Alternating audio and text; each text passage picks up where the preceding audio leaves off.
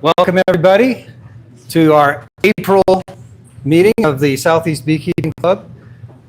Maybe April 1st, but everything here is very serious. Alrighty, well here's our agenda for tonight. Gotta use a laser.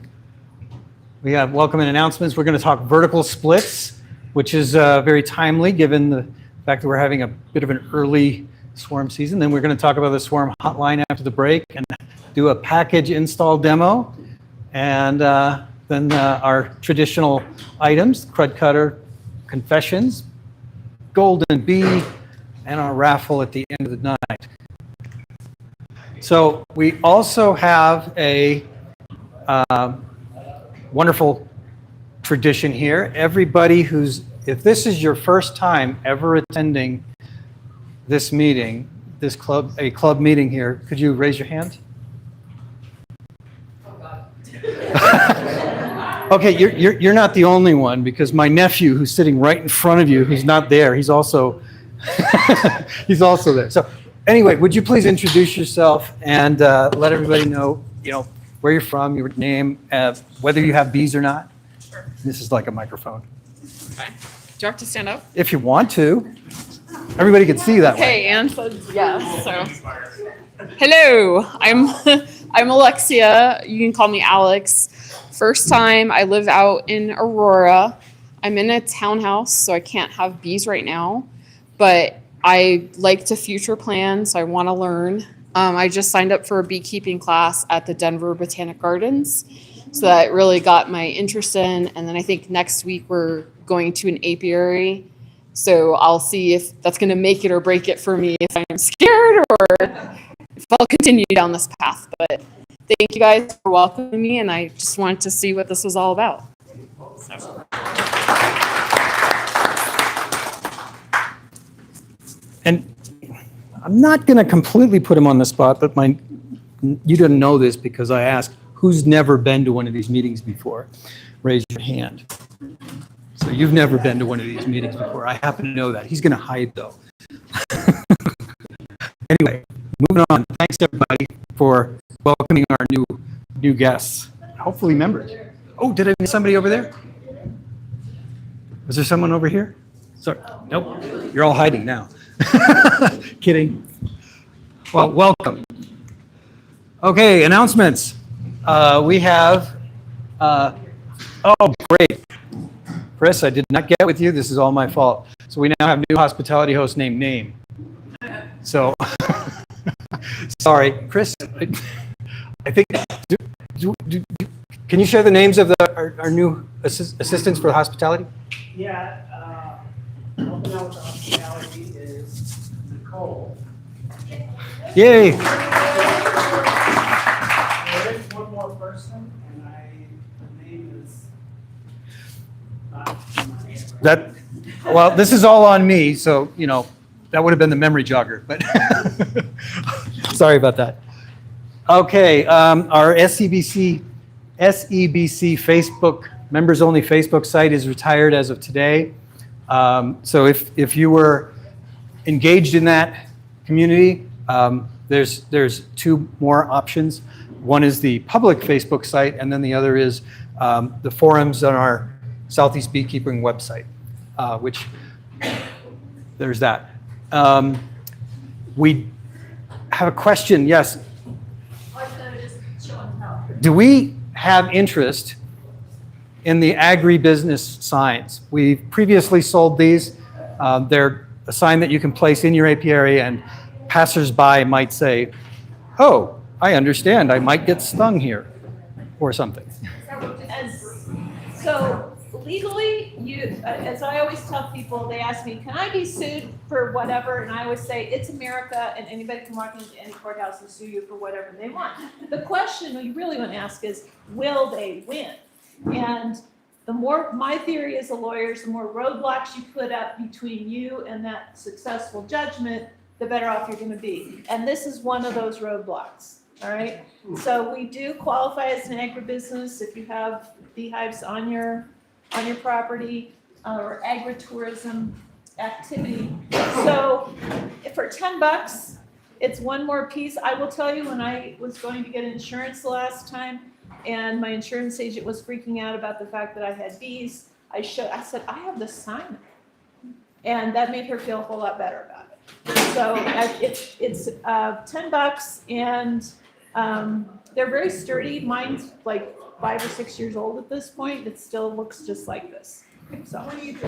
Like roads? just put it in a prominent place. Have you seen people that have horses that have the little horse warning? This is exactly the same thing, but it covers more than horses.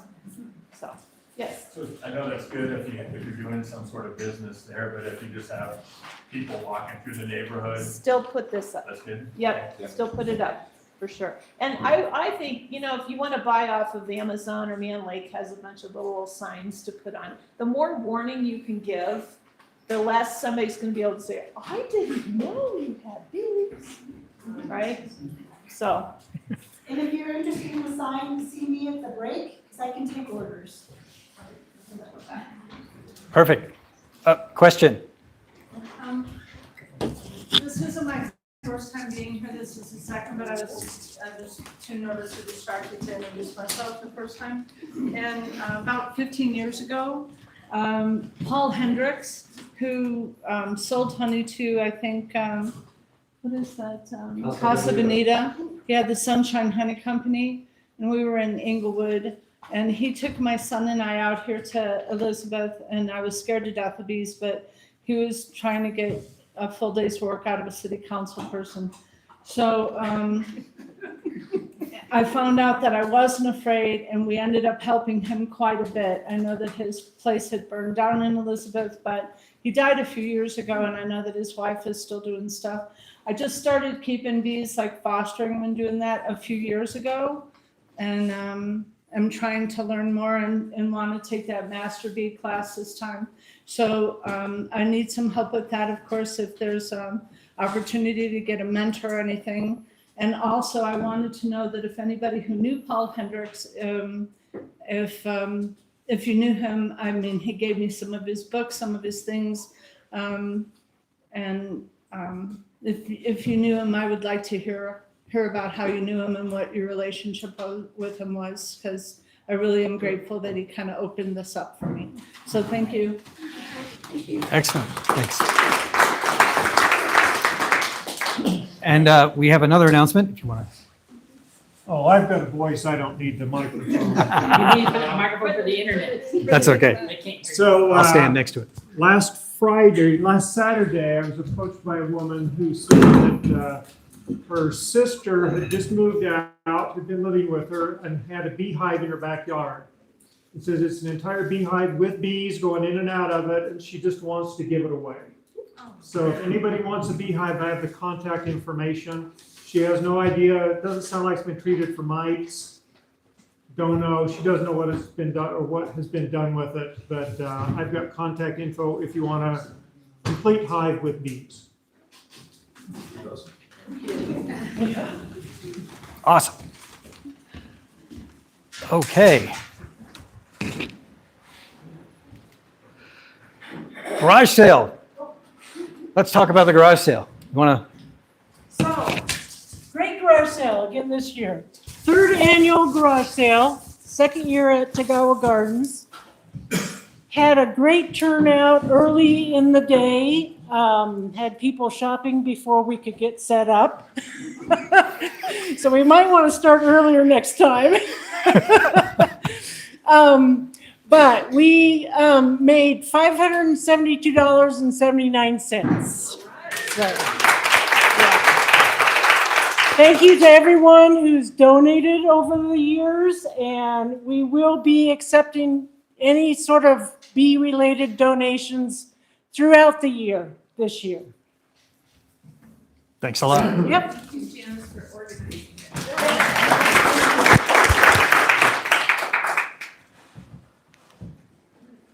Okay, our mentor-mentee program. Do you want to mention where we are with this? Sure.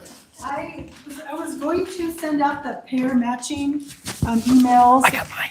after the meeting, and I thought, well, why am I waiting? Because everybody can meet each other while they're here. So we've closed for new entries. We've done the pairings. I will send out an email to everyone on Monday with like some suggested topics, seasonal things to cover. And I'll do that every month. Just, feel free to use some of that. Feel free to do your own thing. But if you have any questions or anything I can help out with, please feel free to reach out. And thank you for participating. Thanks for everything, putting it all together, making it all work. Oops. Okay, Chris, you want to talk about this? Yeah. American Legion? So on the 25th, the American Legion Auxiliary Juniors, they contacted us, asked us if we could put on some kind of a course or class for them. It's probably an hour, 2-hour course or class. It's more informational and looking for volunteers that want to help out with that. So if you don't have any experience, that's great. You'll fit right in because I'm going to be doing the course and I don't have a lot of experience, but if you do have a lot of experience, we'd love to have you there also.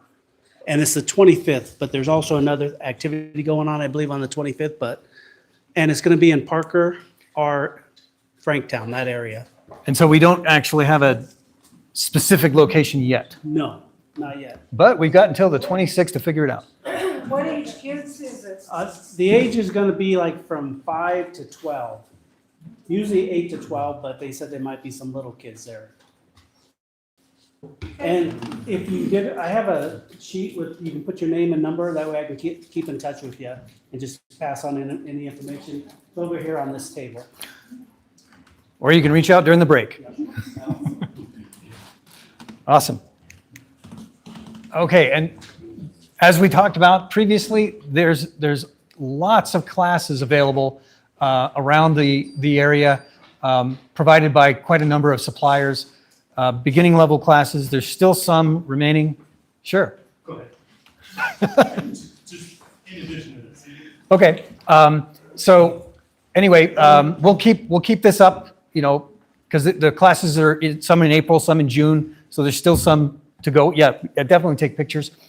And I'm pretty sure that this is going to be up on our website as well for reference.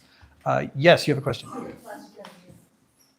Are these classes only held like at this time in the spring? Do they not hold them at any other time throughout the year? So each of these businesses operate different schedules, but for the most part, yes.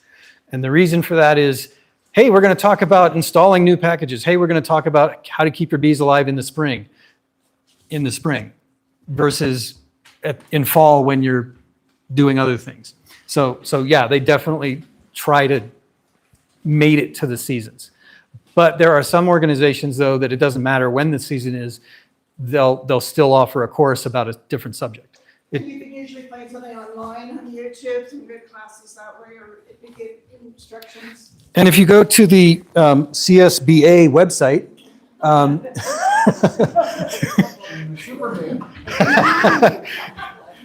then they have a education tab there that lists their authorized providers that are aligned with the Master Beekeeping Program. Yes? Yeah, I was gonna mention that, I just talked to Leonard and Dolly down at Rocky Mountain Bee Supply. Their basic or brass tacks beekeeping is now approved for CSBA apprenticeship program. Excellent. So they just went through the wickets to get that done. So they're now CSBA approved. Perfect. And the last class is next week. This week. So, yeah. So if you want to get in that class this weekend. 10 hours. Yeah. Now, all these beginner classes are really, really good. I've taken, gosh, I think 3 or 4 of them. The first time I took beginner classes, I didn't have a clue that there were classes that were accredited and classes that weren't. So I ended up getting a whole bunch of different classes, and they all approach things very differently. The accredited classes tend to focus or align themselves with the CSBA's criteria, but the others are like, hey, we'll just tell you what we know. And then you realize, oh, you have a very different way of approaching things. So it's good to align with an accredited course if you can find one. And I'm glad that one is there. Okay, moving on to the next one. Oops. April Bee calendar. We're entering swarm season. We're going to talk more about that tonight. rotate your deeps if you haven't already. Put out swarm traps, and also, maybe some wasp traps as well. Watch for overcrowding. Add space if you need it. Spring Varroa mite treatment, because we always talk about Varroa. Every time we talk about anything, we talk about Varroa. And make splits. And then we're going to get into some of the details here in a bit about that. And with that, there we go. I'll introduce Pete Morris, who is an expert in vertical splits and swarm control methods.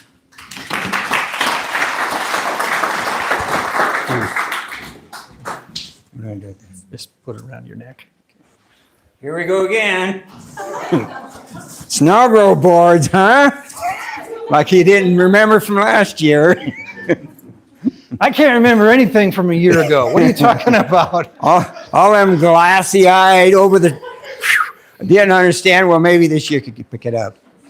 This vertical splits this time of year is a good way to make a split because of the cold. If you make just a walkway split and take it off, your split could get chilled. Where a vertical split, they're sharing the same heat from the top to bottom, both colonies. So it's a good way for a backyard. This don't work good for somebody like Perry that has thousands of hives. It's just too labor intense. But for a backyard beekeeper, this is a good way for swarm control. It's a good way to raise your own queens. And there's several approaches to vertical splits. Snell grow board is, I got in that 8 or 9 years ago, the Snell grow boards, and it's just fascinating. You could do so much with a Snell grow board, but there are easier ways to do vertical splits, but don't have as much advantages as a Snell grow board. But the whole purpose of a vertical split, you have a split board that has a screen on the top and the bottom. It's divided by 3/8, ½ inch. It keeps the bees from touching each other, so they can't pass the bee pheromone. They can't pass it, so they think they're queenless on top. This is a double screen split board. It just has one opening, very simple. You don't have to have it with these big openings. Some people like Bob Benny just drill some big holes in it. And you can make them a lot easier than this, cheaper than this. But I'm a woodworker, so there's no kill like overkill. But then there's queen excluders, a demery, very easy. I'll go through it real quick. Just need, for the equipment, just some queen excluders. Emery shim, if you want to do a 2-queen hive with a demery. And this is the infamous Snell grow board. All the confusing doors. Oh. I'll try to make it easier for you. But I started reading some stuff, and I ran across this Wally Shaw from the Welsh Beekeepers Association. Ran into his information, I don't know, about 8 or 9 years ago. And so I downloaded his PDF and just a bunch of information on that PDF. And it's called The Many Uses of the Snell grow board. And if you want to bore yourself to death and read a PDF by a bloke, writing about a bloke, they just make it hard. Everything about it's hard, But this is excellent material. And that's this Wally Shaw. I don't know, last time I went into it, I had to search around on the internet to get it for free. A lot of them are kind of monetizing it and stuff. But I think if you could still go into that Welsh Beekeepers Association, you could probably get the information on the Snell grow board. This Barnsley Beekeeping Association, I pulled down some information on it there. Some people think that's easier. The easiest one is through Better Bee. Better Bee on their information site, they got a making swarm stopping splits using a double screen board. They call their Snell grow board a double screen split board. So don't get that confused. It's a Snell grow board. They're selling a Snell grow board. But that's where you could get some information on this. But when you go in the spring and your bees are booming and you want to make a split and you want to share the same heat, you got to think 2 things. Is it preemptive or post, I don't know how you say it. Anyways, are you going to catch it before swarm cells or after they already initiated the swarming impulse? And this is what Wally Shaw was talking about. He has two methods, method 1, method 2, and then he come up with a method 2 modified, which everybody uses now after you find queen cells. But I'm going to go through the confusing one first, the snell grow board, and then we'll run through the split board and the Demery after that, after you're totally confused. You go into your hive, and say, oh man, bees everywhere. So I want to do a split. So you go in there and you find your queen, and you put your queen, this is preemptive, before swarm cells. You find your queen, a frame of bees, and a frame of open brood, and a lot of open comb that you could put down there, and a honey and pollen, because you get a few days of bad weather, they need some resources. You put that downstairs. And if you can't find the queen, there's ways to find the queen. Even Wally Shaw in his PDF tells you how to find your queen if you can't find your queen, but usually I don't have that problem. You could shake them all down in the bottom box, and that's a good way to do it. Put a queen excluder on here. If you can't find your queen, shake all the bees in the bottom box, put a queen excluder, put all the brood, except for the ones you're going to use, in the top box, come back the next day or later on in that day, all them bees will migrate back up onto that brood, and now you got your queen on the bottom. You never had to find her. You shook all the bees down. Anyways, your queen's on the bottom. Queen's on the bottom, 2 frames of brood, empty comb. She's going to get all the foragers. The whole purpose to prevent swarming is to separate your workforce. You have your field force, your foragers, you have your worker bees, and then you have the queen. So if you separate them workforce, you could tamp down that swarm impulse. So what you're doing here is you're putting the queen, which is still laying, and the foragers in the bottom box, because they're all the flyers. Because everybody you put on the top box is going to go back to the bottom box because they're foragers. And then you put a honey super. Now I didn't bring a queen excluder. And then I put 2 honey supers. Because sometimes you go into these things and you're not into them for a while. Especially if you go in and find queen cells, you don't want to mess with the top. So I put a queen excluder, 2 honey supers, and then I get my snell grow board. And you put the snell grow board so where the doors are not to the front, because you don't want to confuse your foragers to this entrance and this entrance. So you want to put your snell grow board there on top of your honey supers. You got to use your imagination here. 2 honey supers, and then you put your other deep. Now this is assuming you run 2 deeps. If you only run single deeps, you could do this just as easy, but you'd have to come up with another deep box. But you still split up your brood, and then you put all your worker bees up here, all your brood except for the 2 you put down there. Make sure that they got pollen. Make sure that they got honey up here because they're going to lose all their foragers. And then you put your lid on, and then you open up one door. You open up one door, and it doesn't matter which side, but I usually go on this left side as you're facing the front, and I open the top. And the purpose of that is so all the foragers from the top that ended up in this top box could come out this door, and they've orientated to this entrance here. They'll come out and then go back in where they orientated originally. So all that's left up here is just worker bees, just nurse bees. Bees that's never been out of the hive before. But it's packed with bees.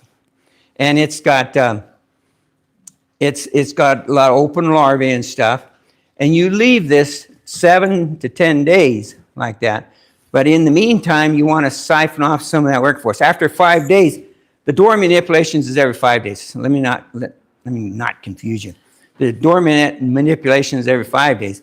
But at 5 days, it only takes like 24 hours for them to start drawing down queen cells. And they'll start drawing down queen cells in your open brood on the top box. Now, you can help them with this thing called OTS, on-the-spot queen rearing, by notching some of them 3-day-old larvae. If you had never heard about that before, it's a whole new presentation on the spot queen rearing. But 5 days, you have this open, and then you shut this on the 5th day and open the bottom. So all the bees, after 5 days that started orientating to this opening, will come out and they'll go in here. And so what are we doing here? We're moving our workforce that hatch out and that's promoted up to forager bees. They're kicking them out the door, go forwards. They'll come out and they'll orientate to this side. Then they'll go in this bottom door and they'll end up joining this colony on the bottom. And then you come over and open up the top right for any newbies, because this top has to have an entrance. So now it's got this entrance. And usually what I do after a few days, I'll shut that one so I don't get them confused. But now I got this as my entrance. And on day 7 or 10, you go into your colony and you check your top box for queen cells. And if you usually, almost every time I've ever done this, you find queen cells. I mean, it's just it's a way of doing it. It's on an emergency impulse. And basically grafting is the emergency impulse because you're causing the same thing on the emergency impulse. The ideal situation to find a swarm cell or a supersedure cell. But you find these queen cells and you have to make a decision. What do I want to do with this box of bees? I got 3 frames that got queen cells on it. I could make 2 nukes and another nuke on top of this box. Or I could cut them all down, but a couple of them just keep all these bees in this top box. And then after I make that decision, I'm going to raise a queen in this top box. On day 10, it's also, on these door manipulations, you have to look to see how much bees you got. If you still got a lot of bees, like you put sheets and sheets of capped brood in there, and it's still busting with bees, manipulate it again. But if you don't have a big amount of bees in here for that split, stop your manipulation at this door. But if you still got a whole bunch of bees coming out, day 10, then you shut this, and you open this, you're doing the same thing. Whatever orientated this side, going to come out and go in the bottom box. And the purpose for this is you got 2 honey supers, remember?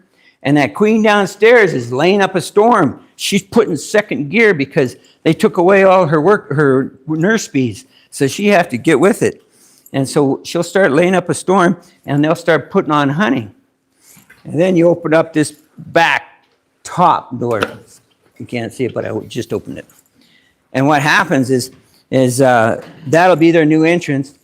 And then after a few days, I'll shut this one. You got to remember to shut this one at this point in time, because at day 16, you're going to get a virgin queen come out. She's going to walk around the hive for a few days to toughen up her wings and everything. And she's going to come out this back top door. She's going to go out and she's going to orientate to that top back. If you left this bottom door here, she'll go out and get mated, and they've come back in here. Where's that going to put her? In your honey supers. In your honey supers. And I had this friend of mine do that. He forgot to shut that door. That queen went into that top honey super, and she made a beautiful brood nest in his honey super. You know, you don't want it in your honey super. But it happens. So that's the trouble with these doors. You got to kind of pay attention, you know, and after you do it a few times, it gets easier. I mean, it just takes practice. But the whole purpose of the Snell Growth Board is, here again, is you want to make a queen on top. You want to keep your workforce down below to build a honey crop. And then after 28 days, this queen up here gets mated. Big, beautiful queen laying up a storm. You mark her white because that's the color this year. And then you go down and you find last year's queen. You pinch her off and you reunite it. You pull out this queen, this double screen split board, and reunite this colony. And now you got a brand new queen, never lost the workforce. You got her workforce plus the workforce from down here, and you put on honey. That's the advantage of a snow grow board. Now, if you come in there and you found queen cells, you go in there, queen cells. Oh man, this ain't gonna work. So you come in there, you find your queen, and instead of putting the queen on the bottom, she needs to be in this top box. So in the bottom, you put 2 frames of brood, 1 capped, 1 open, and a lot of open comb. And they get all the foragers. On the top box, you come in here, you put a queen excluder on, 2 honey supers, you put your top box on, and in this top box, you put this queen and all the queen cells that you found downstairs. You bring them up here. Now, they'll knock them down because the unequal workforce, they'll usually just chew them down, but you could knock them down, or you could save some and make some nukes and knock down the rest and put them up here with this old queen. And then in 10 days time, you got to go back in here and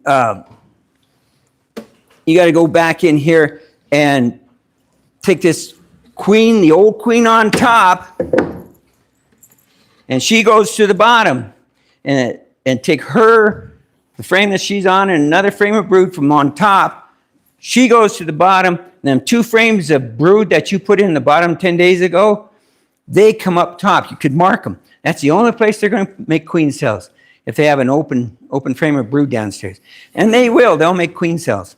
And you move them up to the top, the old queen to the bottom, put your queen excluder on, your 2 honey supers, your old queens downstairs, and you can take them 2 frames with queen cells and raise a new queen up here. And then you can siphon some of them work bees downstairs and do the same thing. But what that does is you're separating the workforce, and you're trying to stifle that ambition to swarm.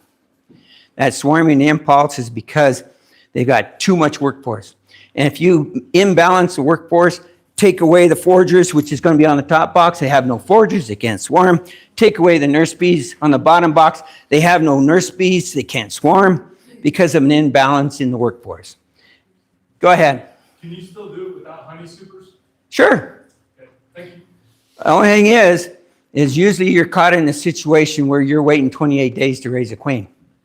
28 days, you really don't want to go in here when your queen cells are ripe.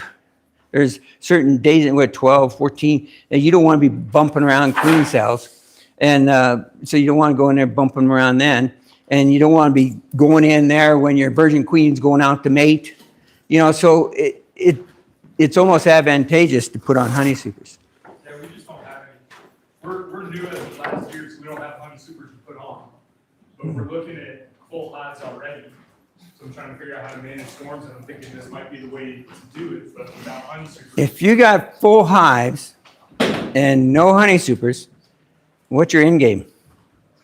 I'd like to split and grow my population I currently have 3 hives. I'd like to get to 8. Okay. I've got a better plan for you.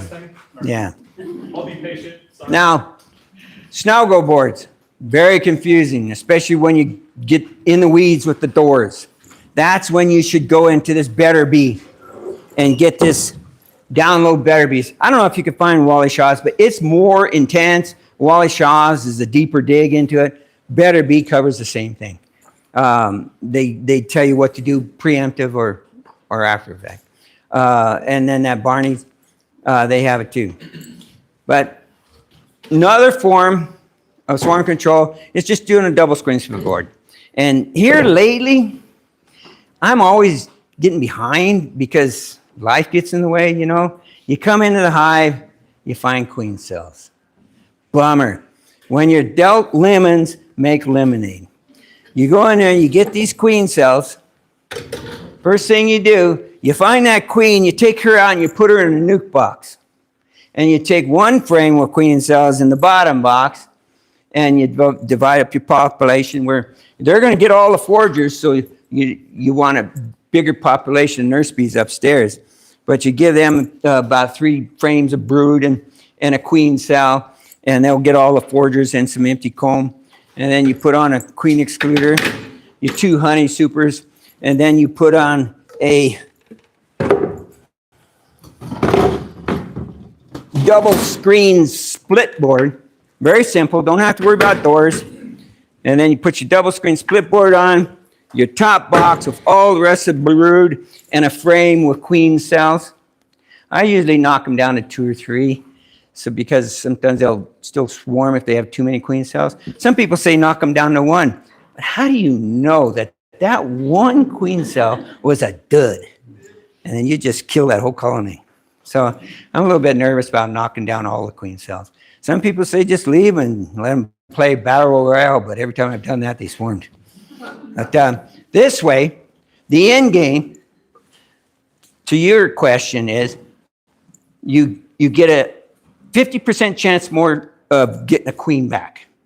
You could get a mated queen on top, mated queen on the bottom, and your old queen in the nuke box. Or you can make another, or let her build up in that nuke box and build up another colony there. This way, you're not running for honey, you're running for bees. You can make bees, or you can make honey. It's hard to do both efficiently. That's been my experience. When I was running nukes, it's just hard to make a whole lot of honey when you're splitting. Because you're taking your workforce. Every time you do a split, you're taking your workforce. You need your workforce to put on the honey. So here, 28 days, you go in here and you check. You got a mated queen on the top. Ooh, wonderful. And then set her over on the side and you go down to the bottom. Actually, put her on the side with her own bottom board. Go down to the bottom. No mated queen, bummer. But you still got their workforce.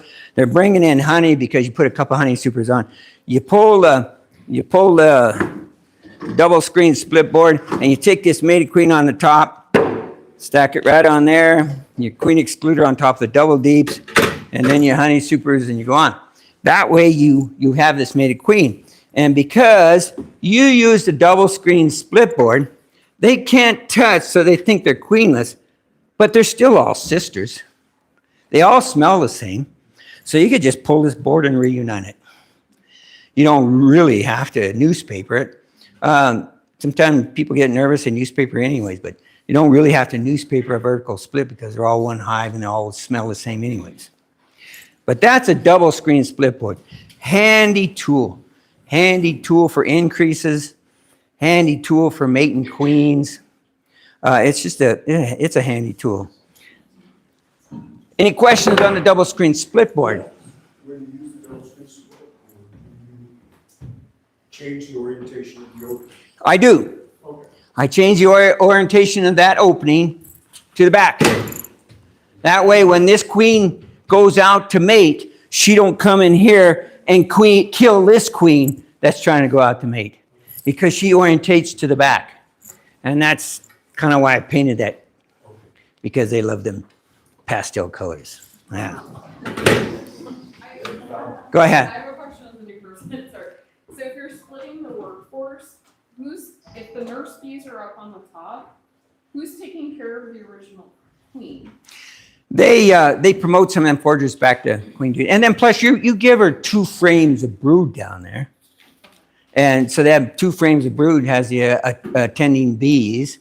So she does have a small workforce. And then when you take her brood nest away, she really kicks in and starts laying up a storm. I mean, that's something about it that really activates them queens when you're doing splits. Just like when you do a walkway split, a simple walkway split.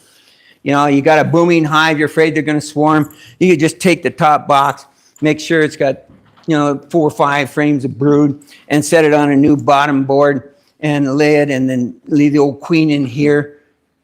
And you want to leave more brood in that one because she'll kick in and start laying again. And then take that to a new location. You could save your foragers in there.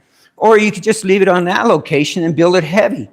And then they'll promote foragers on the new location. Simple walkway split. Trouble with walkway splits is you take too much of your workforce away. Where if you do a vertical split, especially with a snell grow board, you could manipulate that workforce and put on more honey. Yeah, when you're doing a double walkway split, it kind of dings your honey. Any more questions on the? Go ahead. The first description you went through. The snail grow board? Snail grow board. That, I may have misunderstood, but it seemed like that, the purpose of that whole deal is to prevent a swarm. You're still gonna end up with one hive, but a new mated queen, and the original queen from that hive that wintered over, she gets eliminated. Well, it depends if you want one hive. Yeah. You off the old queen, and then you promote the new queen. But some people, like this one student of mine, she can't offer old queens. And I said, so you're going to have to offer your old queens. You're getting too many hives. No. But usually after 2 or 3 years, they're going to end up swarming on you anyways. The old queens swarm.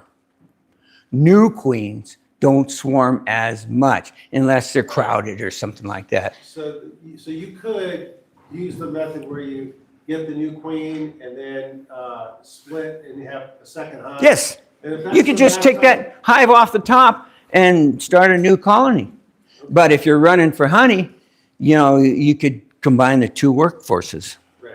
It depends on what you're doing. If you're running for honey or if you're trying to increase, you could just take that hive off, put it on a new bottom board, and you're good to go.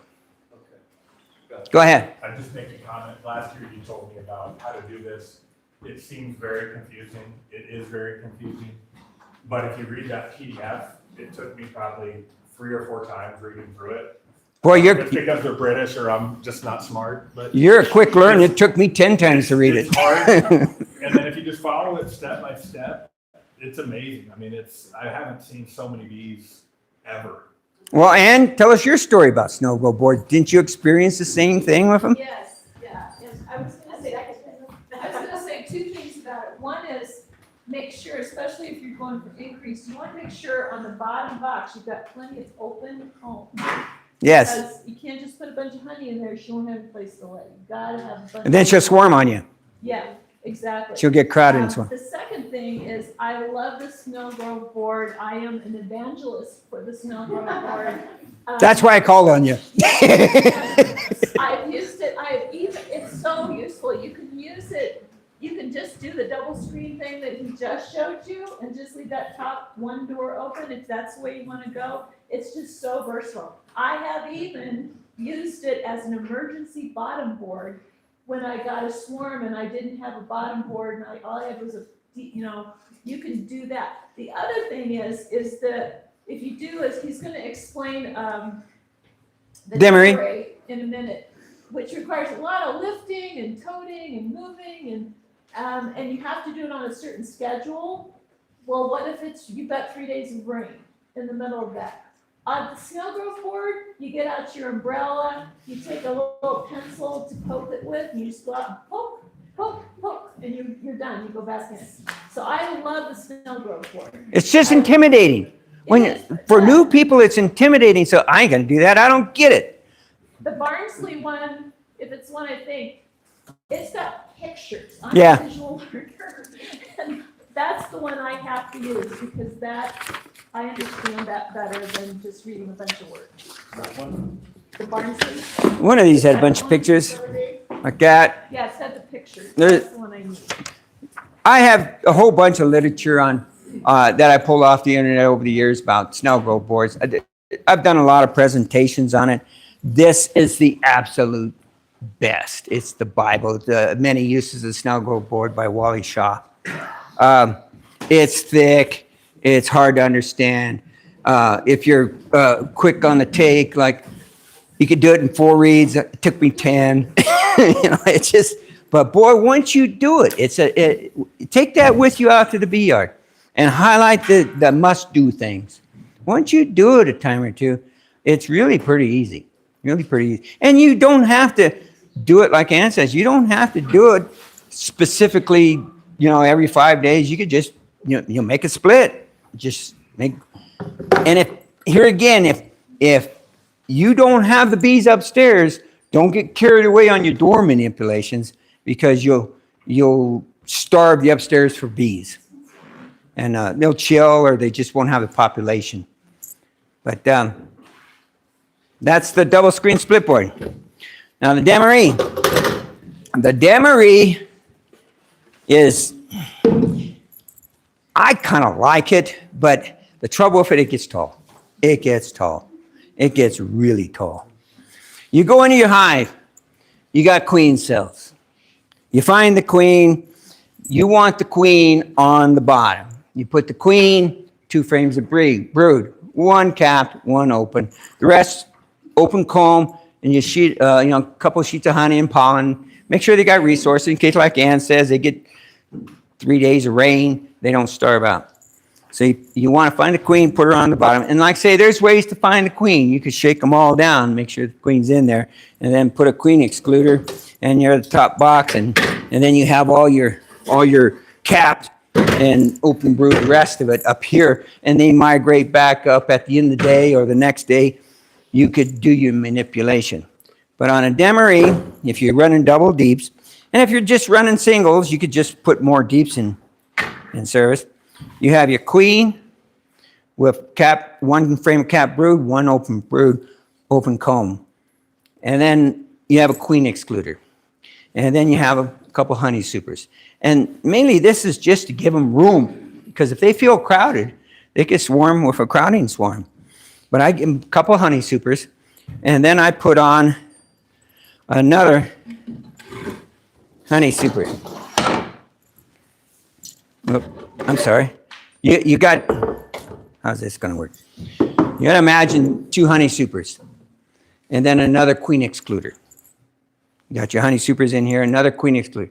And the purpose of this is if you end up with 2 queens, 1 on top, 1 on the bottom, they don't go through the stack.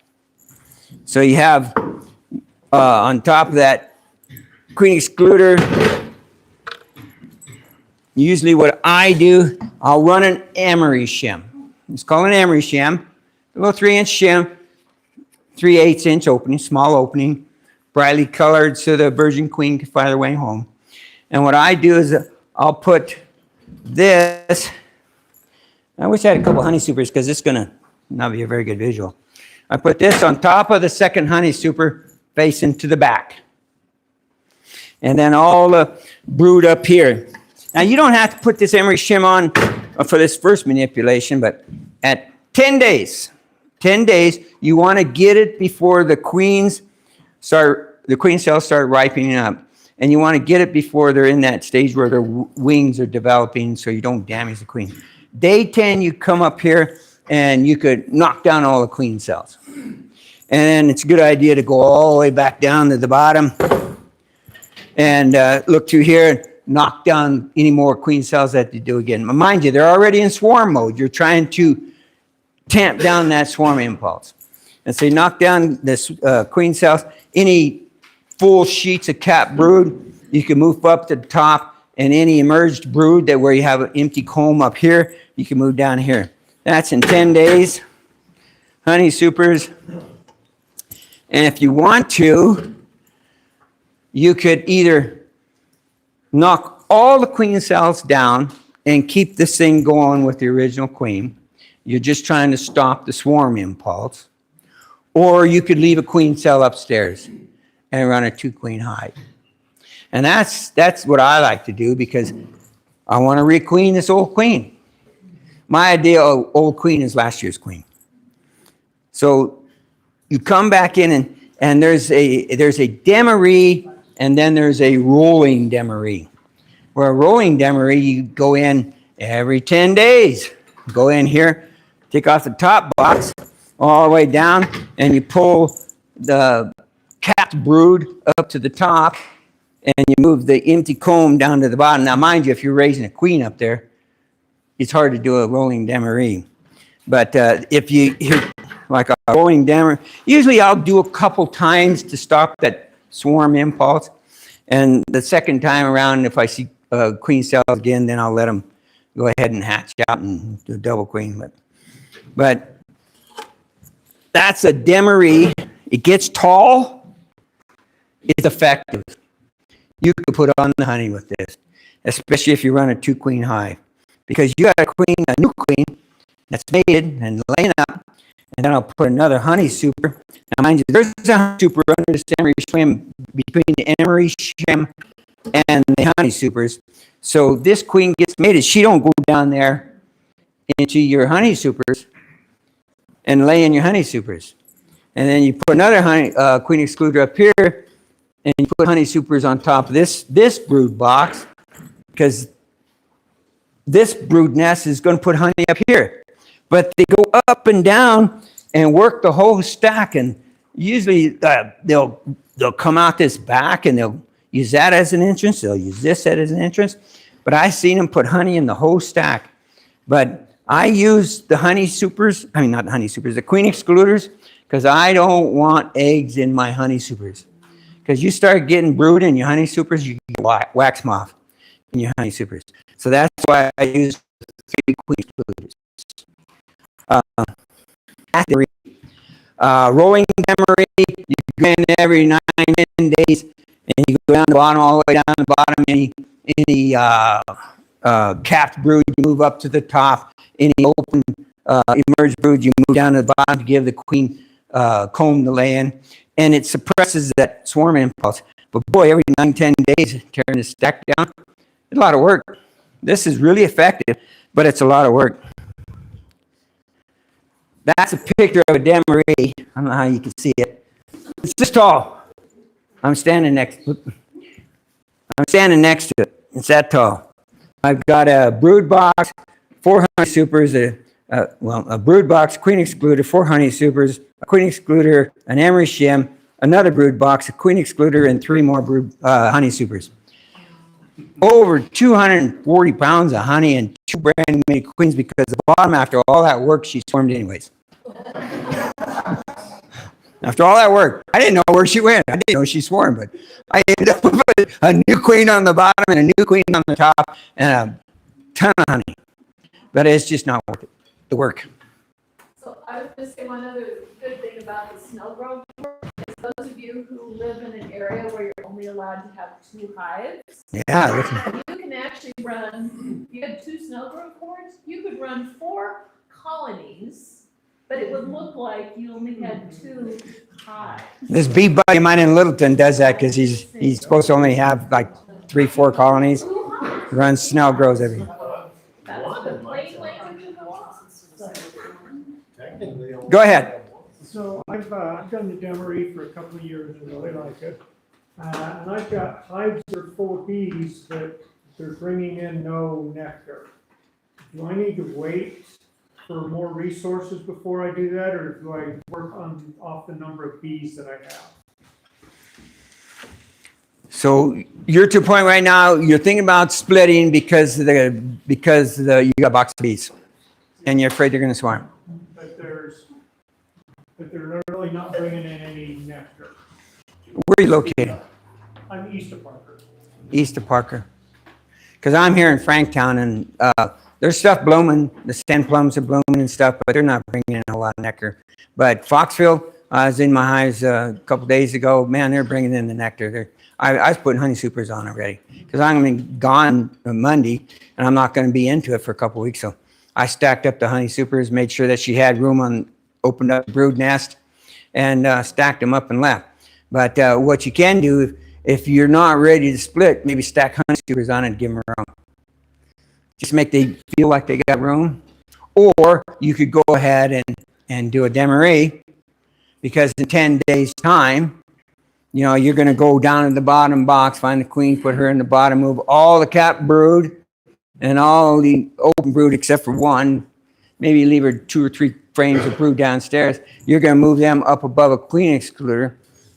Well, I don't know how that'd work. I think there might be enough separation where they won't think that that's area for the queen to lay in. I don't know if demaree works without the honey supers or not, because the honey supers is what does the separation from the queens. Yeah, it might work. I think, I don't know, I'd maybe do a double screen split board and just split them. Or a snowball board and just split them, raise a new queen while you're waiting on the honey flow work. But I think this honey flow is starting because you drive around, especially over there, Aurora and Parker, all the pears are blooming, the Bartlett pears or all the crabapple trees are blooming. Stuff is blooming. It's starting. It's starting. And so if you got a blooming hive, you better start thinking about doing something. Go ahead. Yeah, I have a question, maybe just a more general question to his. What are the factors you're evaluating when you decide, when to do any of these methods? Are you waiting for temperature? How many bees in the box? Drones? Usually what we do out here is you can't raise queens until you have walking drones on the comb. Some people say if you got purple-eyed drones, a purple-eyed drone is in the comb. You open up the brood comb and they got purple eyes or developed enough to get purple eyes. And they think, well, we could go ahead and raise some queens. But a good bet would be wait till you got drones walking on the comb and then start raising queens. Because that way your drones will mature enough where they could mate queens. I mean, it won't probably be your drones, but it'd be in the area's drones. If yours has got drones, your neighbor's got drones in the area. But that's a good thing there. Now, any other questions on the Demery, or because I got another thing I want real brief. This is what I love to do. Do I have it on here? OTS. On the spot queen rearing. That's what OTS means. It was developed by this Mel Dissincombe, and he has a website, NBF Splitter or something like that. You can go in and download all his information for free. But if you want to just raise your queens in the backyard and you want to increase your hives, and this might be a good thing for you to do. You want to increase, go into your booming colony, find that queen, two, 3 frames of brood, maybe as cold as it is, maybe 3 frames of brood, and a frame of honey, and some empty comb or foundation if you don't have. Put it in a nuke box, 5-frame nuke box.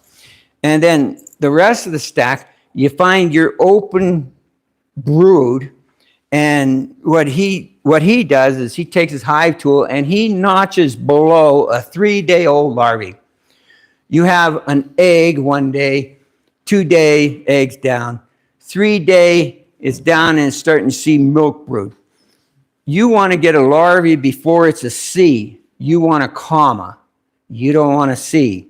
If it's a C, it's too old. And when you're grafting, that's what you're after. You're after that 3-day-old larvae. Because the older the larvae, the less chance of you developing a good queen. Because they feed the first 48 hours at copious amounts of royal jelly for a queen. And if you want to make a queen, you got to catch it before they go into making that a worker bee instead of a queen bee. And so that's the purpose of getting the 3-day-old. So you notch 3 or 4 places on a comb, maybe a couple, 3 combs in your top box. And most of your hive is still here now. You got all your foragers, all your drones, all your worker bees, all your cap brood and your open brood, except for your nuke box that you pull the queen. You pull that queen, they're going to go into emergency mode. Oh my, we have no queen. Let's make a queen. And so they'll take, and it helps them. I still notch. A lot of people say it's a waste of time, but it helps them because what happens is they'll draw that queen cell because they don't have a queen. They'll take that 3-day larvae, draw it out horizontally and then down. And you get these ruddy queens where if you pull it down underneath it, then they'll draw that queen cell vertically, just like a swarm cell, just like a supersedure cell, or just like your grafting where it's vertical instead of horizontal. And so it helps make bigger, better queens if you notch. Come in here 7 to 10 days later. 7 to 10 days later, you look at them frames, you put a little X on it with your Sharpie, pull them out, beautiful queen cells, and you can knock them all down but 2 or 3, and then you put the hive back together, wait 28 days, and go in and see if you got a mated queen. And you can re-queen your hive. You still got your workforce. I would put honey supers on because the foragers and the worker bees don't have nothing to do because you don't have a laying queen, so what do? They put on honey. That's why I like to put honey supers on at this time. If you don't have a queen in there, they're going to backfill everything with honey. That's just their nature. But yeah, on the spot queen rearing by Mel Dissincombe. For years there, that's what I did to raise all my queens. It was easy. You just go out to your booming hive and you pull a nuke out of every one of the hives, you pull in your queen, and then you notch them and come back in 28 days and see what you got. If you do not have a mated queen, you go back to that nuke with that with the old queen, and you reintroduce her to the hive. That's on the spot queen rearing. And Mel Dissincombe, he gets really deep in the weeds about doing it twice and doing it for increases and doing it after the summer solstice. But in this area, after the summer solstice, it is tough to raise queens because it's dry. We're in a dearth. You got dragonflies. It's just tough to raise queens. Any questions on the spot queen rearing? Any questions on in vertical splits at all? The whole reason a vertical splits is they're sharing the same heat. So this is the time of year to do vertical splits. No more questions? Okay, I'm done.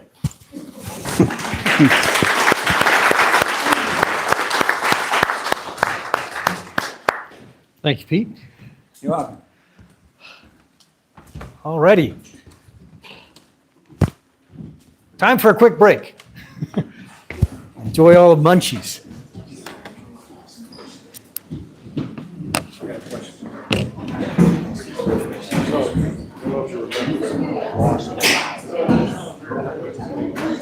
They just all left behind. I got a hive full of honey. So I ordered a 5-grade nuke.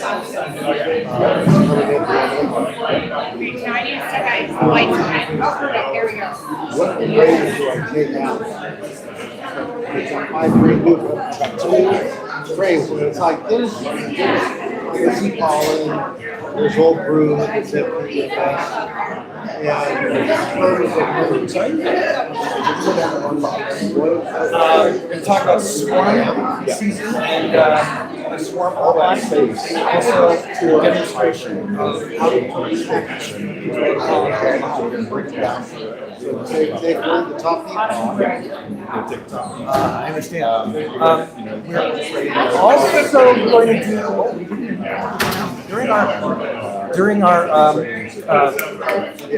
That's coming to the news, right? yeah. During our weekend events, where we're at the apiary, our apiary event, we're going to install a package, and I think that's going to be on whatever the Saturday is. So we'll actually do a real package, not just to talk about it, but we're really going to do it. So not a bad thing. Hear it here. And then, because that's it's either the 23rd or the 26th. We're getting our package delivered on the 23rd. We don't want to, wait.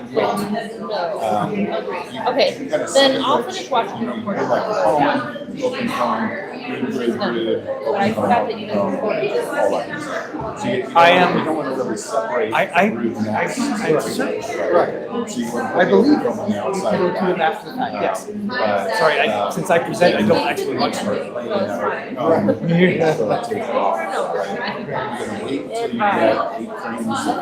Yeah, it should be on the SCDCA down at the bottom, and it should be the previous, it should be this box. That's there. Then, can I right away So, you still want to allow what's great rates of use. You want to help you again. You did.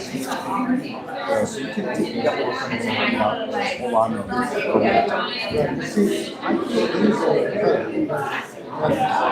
So just hold on to it for as your food truck, right? You can know the most of your hive. Like, don't have a lot of and they'll start running out. But you're going to build up to, once again, your full coverage, both boxes. And then that's when you put it on your honey.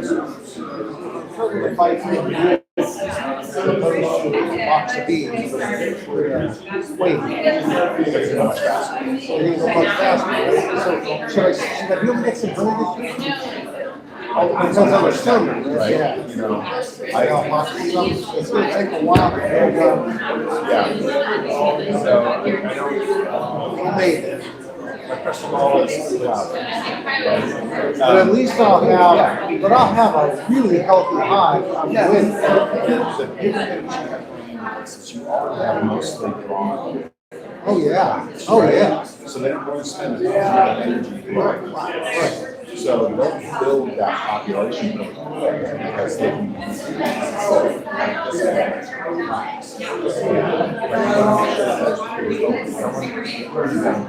Right. Right. So there needs to be some open home or foundation that can make open home.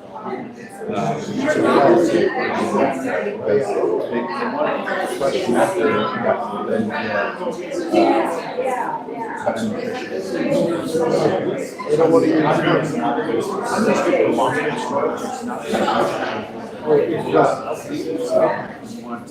have space to live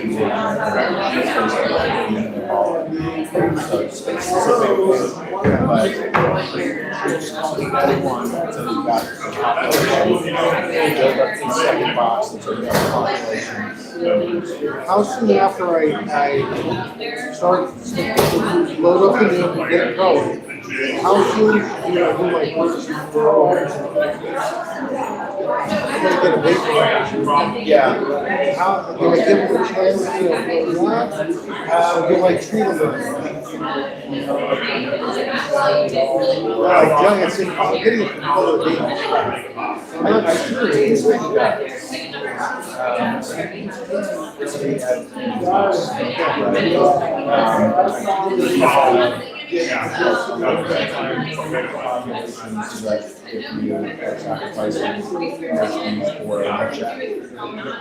it's proportionally less significant. right. So if you get just if you do a take away that mix, that's much better than a whole box full of these, taking away. It's not but I've started seeing mice coming in my colonies, so already. I'm still trying to. So I wouldn't treat them for the lab. Wait till they get Until they establish teams in place. You also don't want them to fall into the yeah. I mean, you have a lot of risk. All right, cool. Yeah.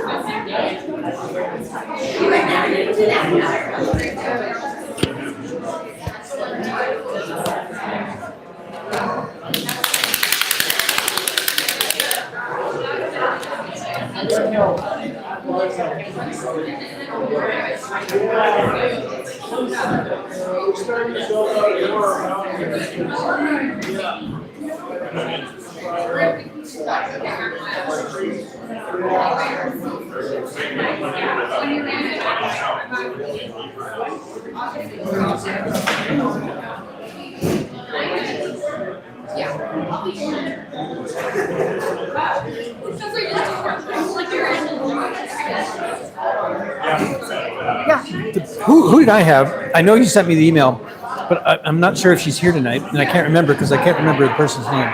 Shannon Downs. Is that right? That sounds right. I haven't. Do you know what? She's not here. Okay. But she did send me an email today saying, hey, let's get together. So that's good.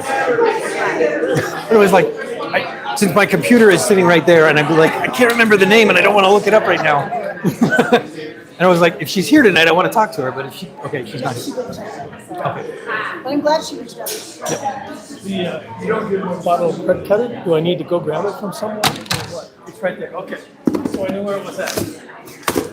Okay. One bottle, unless for some real reason there's two, right? Exactly.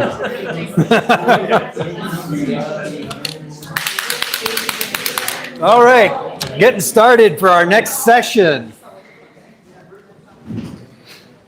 So for our next session, we're going to talk about, excuse me, breathing. Swarms. And I'm going to turn this over. Alrighty. So swarms, swarm season is here.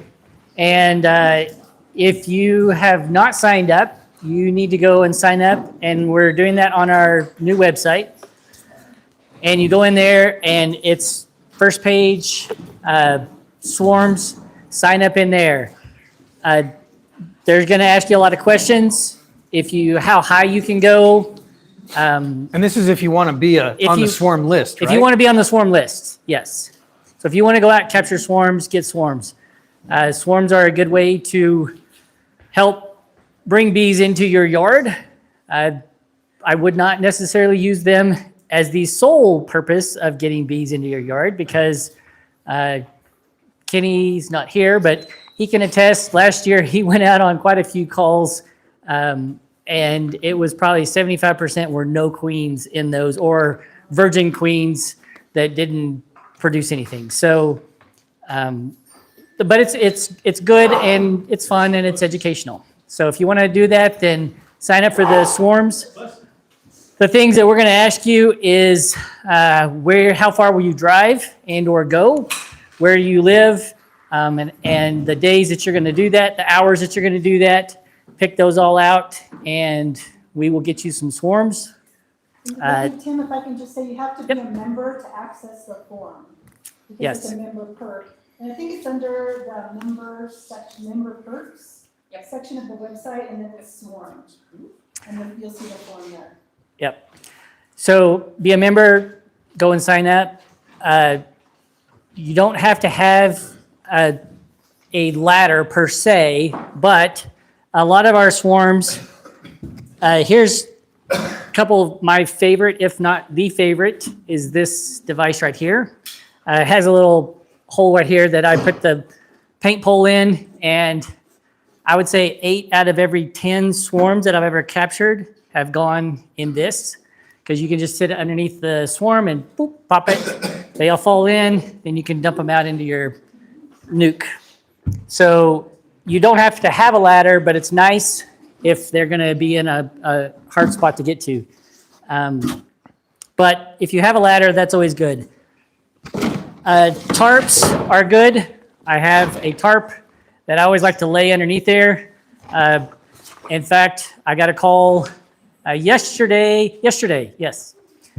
My wife and I drove an hour and a half to Denver, well, almost north of Denver, and got a 8-frame swarm. 8-frame swarm.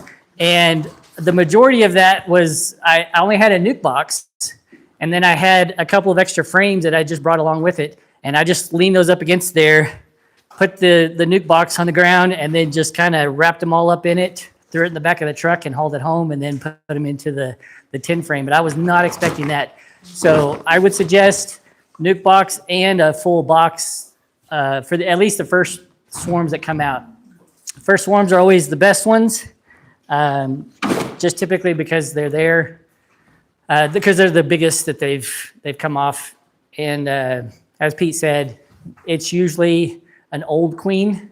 So I do recommend you, if you get the swarm, treat it for mites and then kind of evaluate the queen. Sometimes you'll actually catch a marked queen. Last year was my first year to catch a marked queen, and it was actually a 2025 queen that was marked.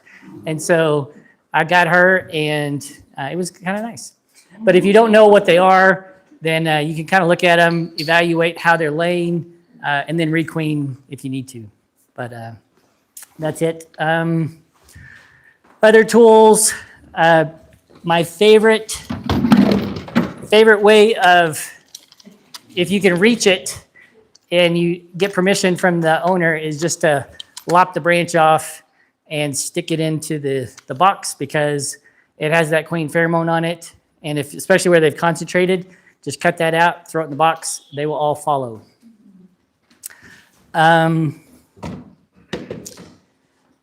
Swarms will probably need sugar water and or pollen to, especially if it's going to be a rainy day or right after a rainy day, because they won't know where they're at. And they'll have to do their orientation flights and whatnot. But I looked at that swarm today, and they were actually very busy in my backyard. They were actually flying and doing more flying than my original hive that was already back there. Questions? Swarms? Anybody going to sign up for swarms? Yes? Oh, I was going to say, so the way we get the calls is that the Colorado State Beekeeping Association has an 800 number, 844 SPY-BEES. So what happens is people call that number from all over the state. They pick a number for what. Right. There's different zones on where you're located at.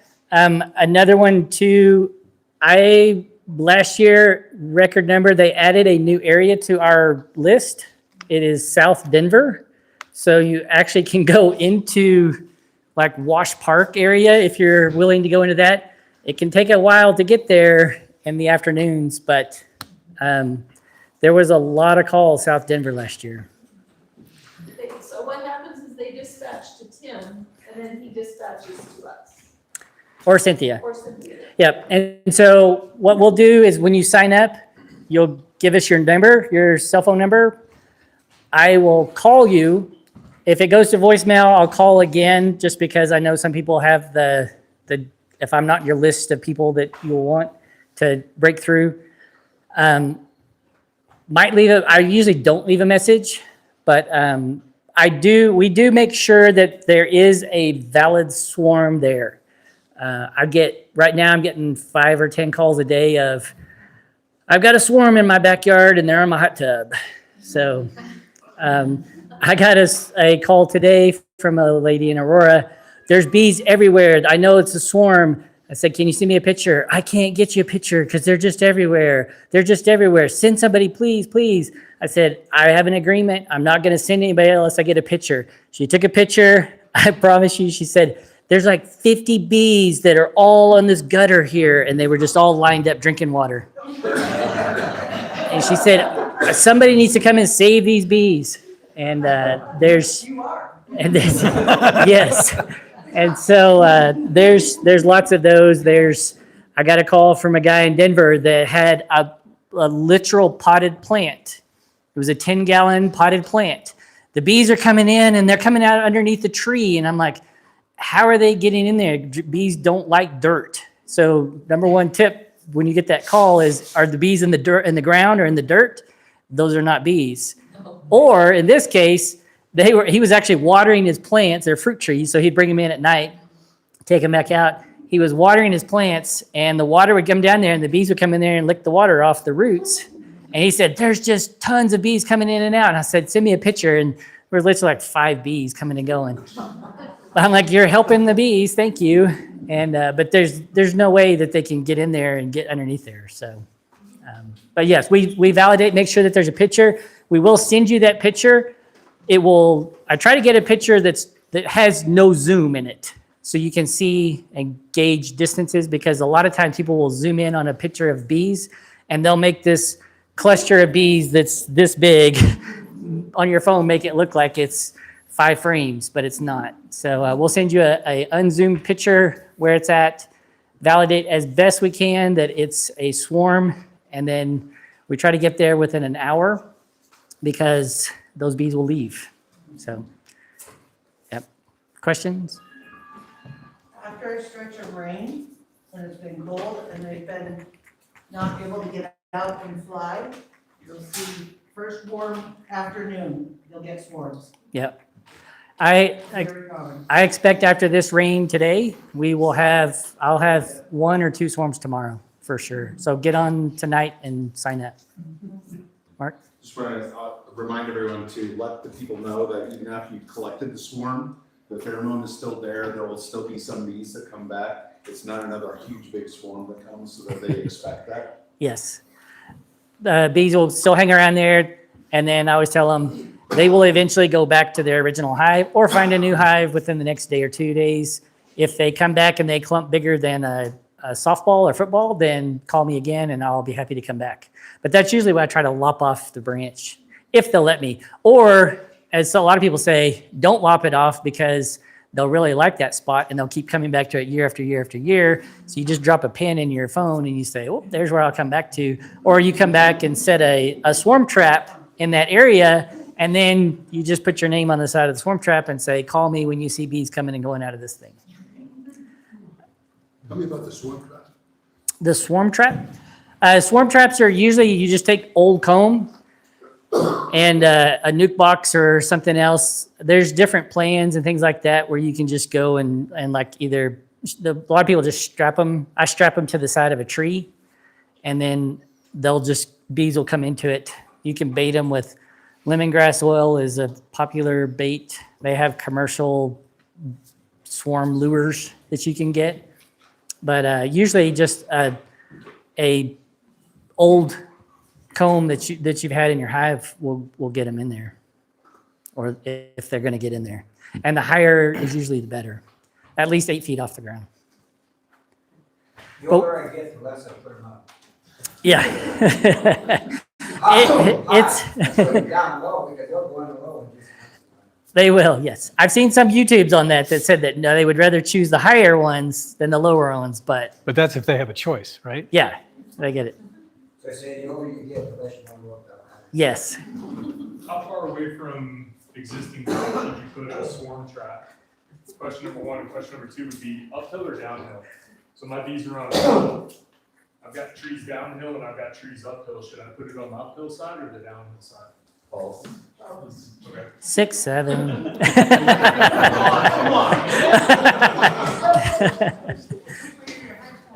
Yeah. The bees don't read the books, so they don't know. They're not going to pick which one they're going to go to whichever one that they want. Or better yet, they're going to go to the tree that splits the middle of those, and they're going to go 25 feet up in the air and pick that spot to land in. You can put an empty box in your apiary with comb in it and catch a swarm. Yeah. They don't have to be in the tree. They don't get hand to be up high, but they should be about 40 square meters. I like flies, they're good But yes, swarms, sign up. We'll do our best to make sure they're swarms and they're valid, and I expect them to come fast and early this year. How many calls have you gotten so far? Calls? To the swarm line? Any? I've gotten not real, one swarm from a commander up north that I got, but everything else was everything the else little... so far has just been bees are in my hot tub. Okay. Or yes, I think this is gonna, well, they're gonna they're going to come out in force, I think, now because they're coming fast and furious now. It hasn't been a cold winter for them. So any hive that's been held up in the cottonwoods and everything else, they're going to come out now. There have been at least 3 swarms this week in Highland Challenge. Yeah. So they're moving fast and furious. All right. Thank you very much, Tim. Before we get into the next topic, found this on the floor up here. Does this belong to anybody? You? All righty. Glad it wasn't lost. And now we'll move into installing packages. All right, so this will be especially helpful for the brand new beekeepers. They have a nice shiny white suit. It's an exciting time to be able to start your first colonies. And so I'm going to talk about both installing packages and a little bit about wax. One of the things that you need to do is when you're setting your hive, you got your bees coming. You want to make sure that you level it side to side for sure. And then you want it just slightly tilted forward. So what this does is it allows the rain and snow over the course of the year to run off the front of the hive. But you want it leveled side to side because they're drawing wax based on gravity. So if you're really off, you're going to end up with comb that doesn't quite follow what you want it to do. Okay, so you've ordered your packages and the packages are coming in. That's, really exciting time. You've got your date that you're going to go pick it up. You show up and there's lines of cars. There's all these packages of bees. So it'll come in a box similar to this. There's going to be 3 pounds of bees in here, a mated queen, and a can of syrup. So things that you need to know, sometimes they've been in a trailer for a long time. They've been in large stacks and stuff like that. Sometimes they're a little bit thirsty. So when you get your package, one of the things that you want to do is first off, look to see, do I have just a whole bunch of dead bees in here, right? There's always going to be some dead bees in any normal package. But if there's tons of dead bees, you need to say, I need a healthier package. They should be active, depending on temperature. They're going to be mostly hanging around from the top. Things you need to know. Don't put your hands on the screen. They can sting you through this. Don't put your nose on the screen. They will sting through that. Putting it inside your car, you want just a normal temperature. You don't want blowing the AC on them or anything like that, but I highly recommend putting a towel on your seat because they can already be making wax. They can already have other stuff coming out, and it can make your back seat not so nice and your wife not so happy. So just saying that. So we've got our bees. I like to have a mister, just a little bit of water, just to give them just a little bit something to drink before I drive them home. Once again, they're looking, they're active, they're great, I'm happy, I'm getting them home. Now, depending on the day, if it is raining really hard, if the wind is blowing, they are fine in here for another day, okay? Don't force the installation of your package if everything is just horrible outside. Take a little bit of time. We can go ahead and make sure that we're doing things well. So what's in here? We got our bees, we got our mated queen, and we got a can. So in my bee suit, zipped up, make sure that all the zippers are fully zipped because they will find gaps. What we're going to do is we got our bright, nice, shiny new hive tool, and usually you're going to have to kind of pry up the can a little bit. And it also helps to have like a paper plate or something that you can cover it, because as soon as you take this out, if you're just sitting here and you're marveling at the bees, as soon as the can is out, they don't want to be in here. So they're just going to be up and about. So what I like to do is take the can out and just cover it for a minute, okay? This is going to be syrup.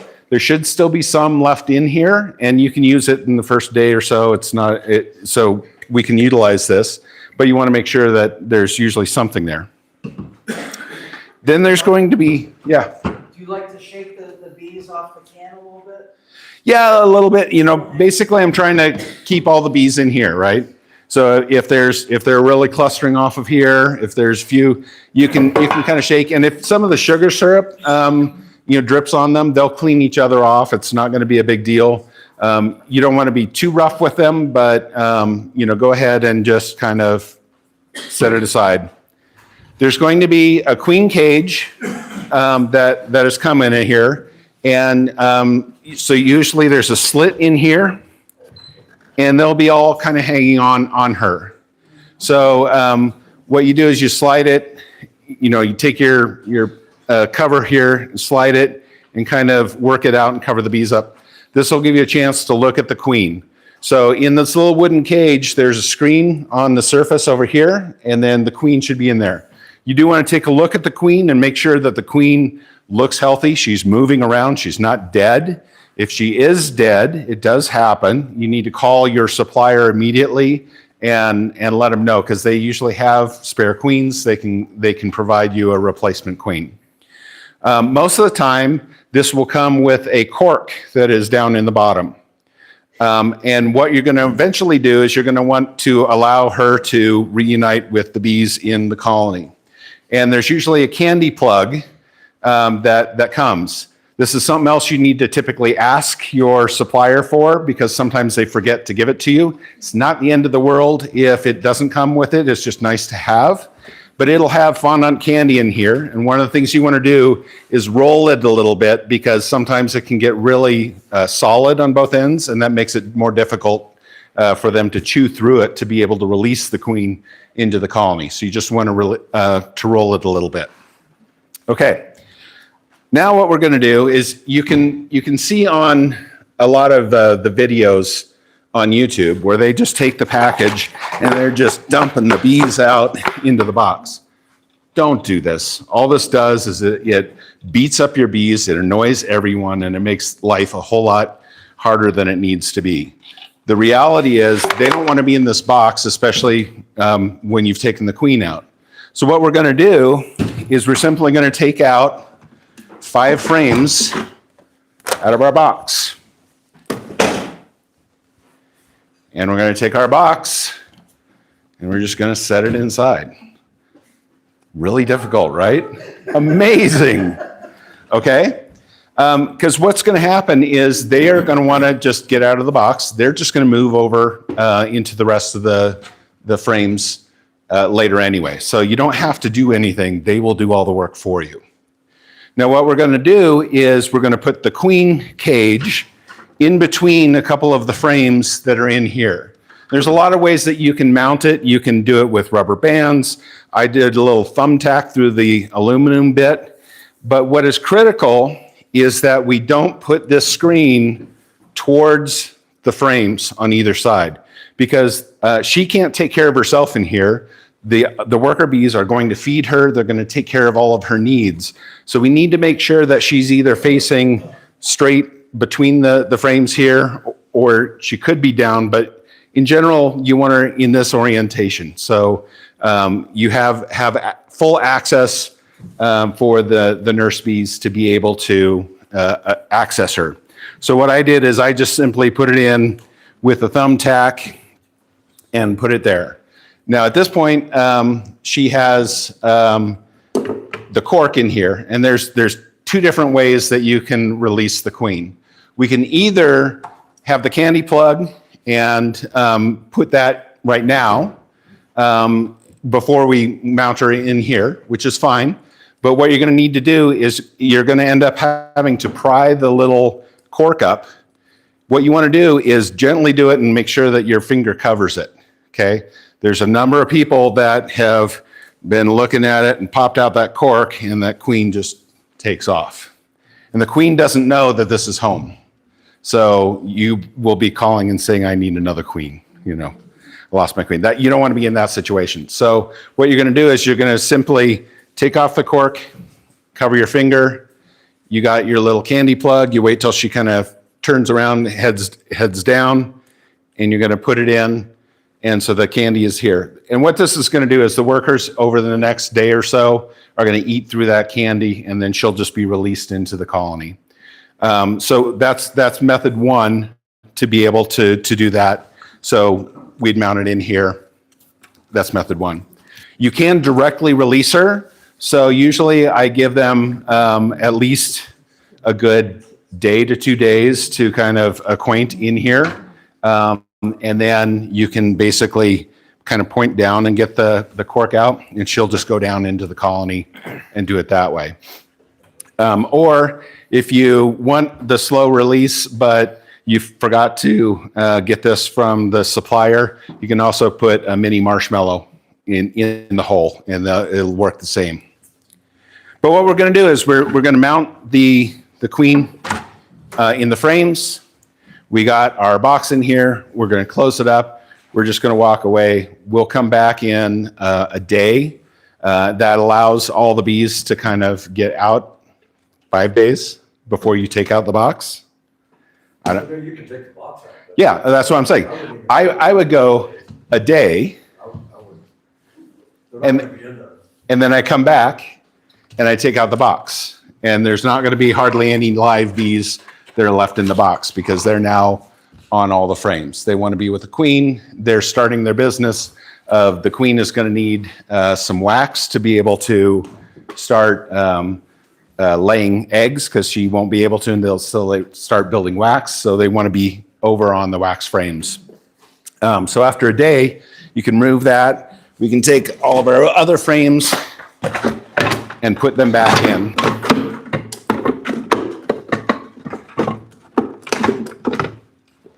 Okay. And then we're going to walk away. I'm going to come back in another 4 days, so 5 days. And I'm going to inspect to see that the queen has been released from the queen cage. And so most of the time, that's not a problem. They've eaten through. She's in here already. They're doing their business. If you had a cork, this is where I would go ahead and do the direct release after day 5 to get in the colony. But this kind of gives them a chance to establish this is home. They've oriented to it. They're out in the nature trying to collect nectar. They're starting to make wax, all that kind of stuff. So let's talk about wax just briefly. Building wax is probably the most energy intensive thing that the bees do. It takes between 8 and 11 pounds of sugar to make 1 pound of wax. In your first season, they're drawing out all these frames with wax, another whole box, honey supers.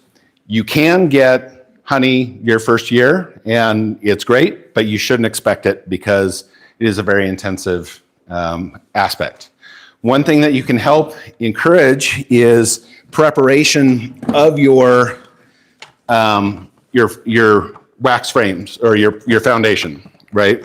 So sometimes when it comes in, the plastic is really, really dry. This is a good example of kind of dry wax, what it feels like. So I'm going to pass this around. It's also a good example of why using short staples to assemble your frames from the top is not a good idea. This is especially true when they've propolised in a brood frame and you pry it up and you pick it up and then the whole frame drops on the ground and everyone is, yeah. So, you can glue your frames together. You can also either shoot staples in from the sides here or from the end, and that will help keep your frames together. So, you're spending a lot of time and a lot of money on this. Take a little bit of time to make sure your frames are prepped. Glue is great. I also recommend Type Bond 3, which is the green label. It's food safe and it's for indoor, outdoor. It will fulfill all the obligations. So that's the glue I like. Sometimes what can happen is you've got your foundation all prepped, and I'm going to talk about that in just a second. But they're not getting a lot of sugar from either the environment or being supplementally fed. And one of the things that they can do on a frame is they'll take any available wax on part of the frame and they'll move it to a section where they can actually start drawing out. And so at this point, it's, this part they will use, this part that is just like that a lot of times the bees won't draw wax out on at all. It's not the end of the world. You can come back and re-wax around some of this kind of stuff, but also just taking the time to make sure that you have good nutrition coming in for them will help.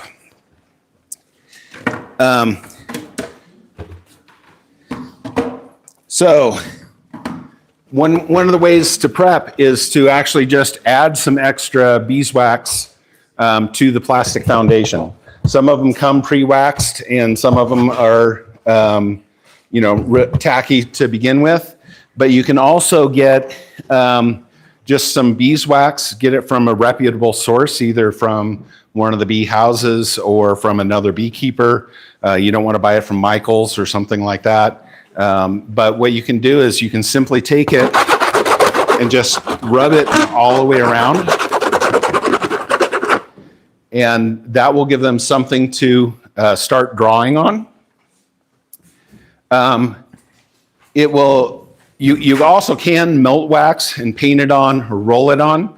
You don't want to do it too heavily though. If you are completely filling some of the foundation cells, they won't draw correctly, or sometimes they don't draw at all on straight wax. So just do it sparingly when you're doing it. And then when you're putting it in, to also encourage them to start drawing out, taking a spray bottle with like a 1-to-1 sugar to water syrup and just spraying it on the frames before you put in will also help encourage them to start drawing it out. Awesome. Another thing that you're going to want to make sure that you do is you're pushing all these frames together. Every time you're taking apart, you're doing inspections, all this kind of stuff, you're pushing these frames together. There's what's called bee space, which is between 3/8 of an inch and 1/4 of an inch. And typically that if it's less than 1/4 of an inch, they'll fill it with propolis.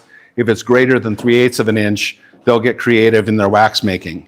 And so what you can end up happening is overdrawing your frames where they'll draw out too far. And then the next time you do inspection and you squish it together, there's not enough space for the bees to move and you end up running into problems. So you want to also always kind of push them together. And basically these ears are designed such that they will draw the wax out and have enough of a length to be able to actively draw the worker brood and drone brood. And 2 frames together will allow the bees to pass on the top of the comb back to back. So that's the correct spacing. It's also one of the things over the course of the year, they will tend to propolize these ears.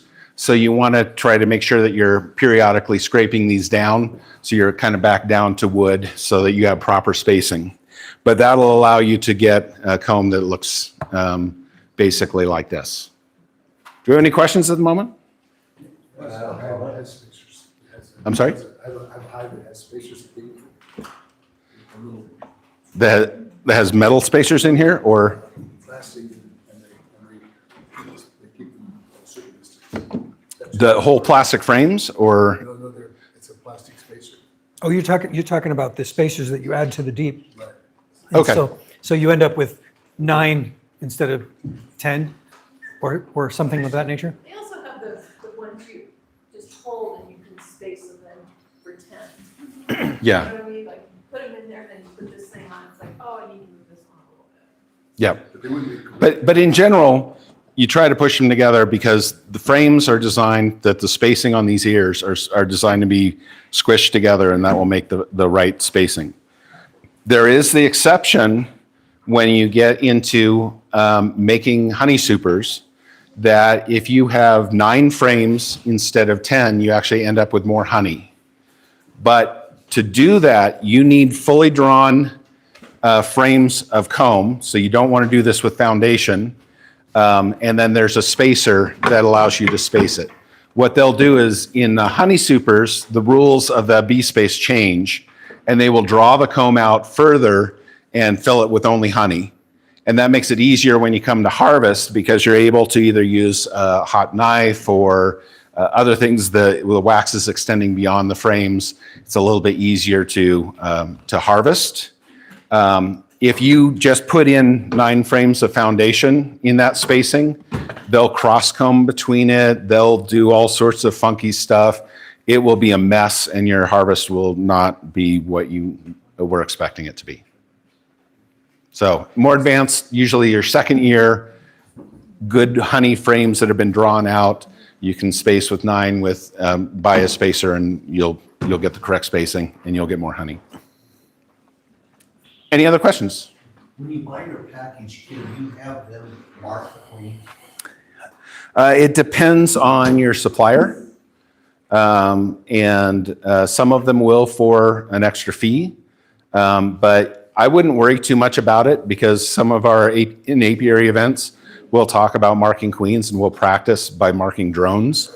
It's not that hard to mark a queen. And so we can show you proper techniques. You don't have to mark queens at all.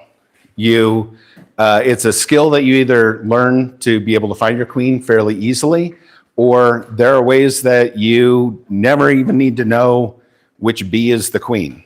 You know, when we go in and we do an inspection, we're just looking to see that it's queen right. So if we have eggs, we know that there's been a queen there in the last 4 days and we're good to go. That answers our question. So sometimes, you know, I'm doing an inspection. And we'll cover this in the in-apiary events as well. But I have a goal to make sure that I'm queen right. I'm looking for certain things. I'm like, I got eggs. Things are looking good. I can stop, put my hive together and walk away to my next one. I don't always have to find the queen. It is also nice though, if you do mark your queen because you mark it with the year that she's born. So you can kind of gauge how old a queen is. If you had multiple hives, sometimes it's a little bit easier, but you also have to caution that sometimes they'll clean the paint off of the queen. So even if you marked her, she may not be marked after a while. You recommend marking the queen before you put the candy cork in? No, I would basically allow the queen and the colony to be going, making sure that she's making really good headway in all of her brood rearing. I have a healthy, cohesive colony. At that point that she's proven herself and I've got things going, then I can mark her. But I typically would not try to mark her while I'm trying to figure out, the bees are trying to figure out their new home. They're trying to figure out where things are. I think you're less likely to have an event of either damaging your queen or absconsion or things like that. You can reject that queen too if you mark them. Yeah, that's yeah. You don't want brand new queen to be bald. So let her get well established and then take care of it. Yeah. Just another option for not marking your queen but knowing what year she was born. You can put a piece of duct tape on the outside of the hive or on the inner cover and write down the year. Right. Mark the hive as white. Yeah. You didn't mark I mean, you can definitely mark your colony. The only exception is that sometimes they supersede her and you didn't even know it. Right. If they supersede the same year, you know you've got to white that year. So if you're looking at queen replacement every single year. Yeah, if you're doing it every year. Do it every couple of years, you can at least mark the hive rather than marking the queen. Just to mitigate risk. Yeah. And sometimes with new queens, or with queens and marking and the age, we're really looking at these big spring buildups. She's spending a lot of her eggs and sperm to build up these really large colonies. And after a couple of years, she's going to run out of sperm and she's just not going to be able to produce that next spring buildup, and it becomes much more difficult. So having young, vibrant queens definitely helps in your colonies. Yeah. I am assuming based on a comment that you made earlier that you said this year it's white. So I'm assuming there's a color for each year? Yes, there's a color for each year. So last year was blue, the year before was green, the year before was red, the year before that's yellow, and then white. So, So it's 5 years. yeah, it's 5 years. There's a phrase, will you raise good bees? Yep. Will white, you, yellow, raise, R, G, green, B. Yep. I wish they had ordered it differently because a lot of times the green ones and the blue ones sometimes look the same, especially after a year. And the white and the yellow. Yeah, yeah. I wish they just swapped 2 of those, but it is what it is. It's true. And, you know, it does make it easier to find her, but, you know, with a little bit of practice, it's really not that hard to find queens. And that'll be something that we'll talk about in apiary events, are what kind of behaviors of bees will help you find your queen. Any other questions? Yeah. Random comment. So you talked about absconsion. One of the things that we learned last year was put your bees in, let them do their thing for a week or 2. But the spring is also when you want to start your mite management programs. But you want to leave them in there a week or 2 before you start that, so that they don't abscond thinking that their new home is, you know, not in the right condition. So try not to OA vape or whatever your treatment methods are for mite management. Try not to do that within the first week or 2. Let them settle into their groove before you do that. Yeah. I mean, even with a swarm, swarms are great for mite treatment because they come in, they don't have any brood, they're completely broodless, but you still want to give time for the queen to really start laying and for the brood pheromone to be present here, and the bees know this is where home is and we're not just going to pick up and go. You know, we're not in an RV, this is really home. What are your thoughts on doing OA vapor before you take them out of the package? I've heard of people doing that, I've never played with it. I don't know. I'm not sure that I would. It would be difficult to do with the one, but Yeah. just about. But yeah, any time that they're before they've actually capped the brood, and it's just open brood, oxalic acid vaporization is extremely efficient at that point. You're going to knock down 99.95% of all the mites in the colony by doing a vapor at that time. So, you know, it's a great, easy practice. It's, you know, the vaporizer itself is a little bit of money up front, but the oxalic acid itself is super cheap. So it's definitely in my toolbox. Other questions? Comment. Yeah. When you use the bar to put wax on your foundation, if you let your foundation sit in the sun for 5 or 10 minutes, Yep. it melts that wax into the plastic better, and it's easier for the bees to get started on it. Yep. Also, you know, don't take excessive amounts of time to do this, but don't rush it. You know, don't take your time to do this right. You prep for it. It's easy to do. It's not that big a deal to do.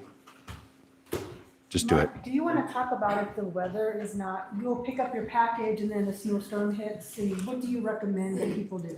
I would put it in my garage, or you can put it inside the house. Once again, if it's going to be a little bit longer, if it's really snowing the entire next day and I'm going to wait another day, I would mist them with a sugar syrup, not just water. Give them a little bit something to eat. The other thing is also with the can, like I said, we can use this because it still has syrup in it. So once I've put the box in here, you can also just set the can on top of the frames, take your other deep, take all the frames out and put the box on here. And this is the feed that you can use initially. Also, like I said, 8 to 11 pounds of sugar to make 1 pound of wax. So feeding will help them draw out the wax. Once they're getting enough sugar from the environment, they greatly prefer the nectar over any of the syrups that we would make. And so they'll just stop taking it. So the bees will let us know we've got it covered. We're able to go. But the faster they can draw out wax, the better. That's also especially true of swarms. If you want to build wax, there's nothing better than a swarm to build wax. So you can also use them as a workforce to draw wax. All right. Yeah. You should probably explain why it is that that queen and those bees need to get to know each other. Oh, yeah. So the 3 pounds of bees, which is 10,000 bees, something like that, 10 to 12,000 bees, they're not even necessarily related to each other, and they're definitely not related to the queen. So what the commercial beekeepers that are making packages will do is they just have whole bunches of hives, and they're just coming and shaking down nurse bees into this big weigh box. And so they're just getting all these bees into this giant box. It has a weigh bridge that's fit for this size. They put it on, it dumps in three pounds of bees of all of those mixed colonies together. And then you have a queen breeding program where they've been raising queens through grafting or other means. Commercial queen rearers are making thousands of queens at a time. And so they're just taking them, putting them in queens, and it's an assembly line where it's just 3 pounds of unrelated bees and a mated queen, next one. And they're just making huge amounts. So. All of them are on a truck with all these other queens. Yeah, all of them are, and it's not uncommon for hundreds of packages to be together. So they'll actually have these boxes. Usually there's a piece of wood stripping where they will just staple them together, and it's just a big stack of them. It's also one of those things that sometimes the bees that are inside of that giant pallet type orientation have a much different experience than the bees on the outside. And that can either be a good thing or a bad thing, depending on the temperatures that they experienced from wherever they were coming from, whether they're California or Texas or whatever distance that they're being brought. So they can have a big pile of them. Some of them may be in great shape. Some of them are looking a little rough. That's why I said, make sure that you take the time. They should be, you'll be able to notice. They're either healthy bees or they're not, typically. So. Make sure the queen is alive before you leave. If you can, yeah. Because sometimes they're really massed around her, and the only way to get to her is to take her out, and you're now running the risk of lots of bees and all that kind of stuff. So, but you definitely want to look at the queen as early as you can. All right. Thank you very much.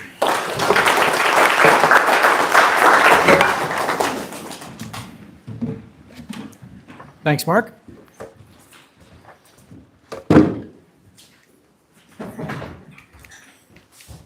Oh, come on.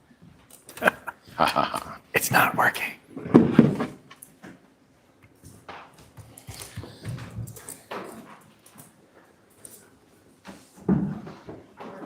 Because that's not working.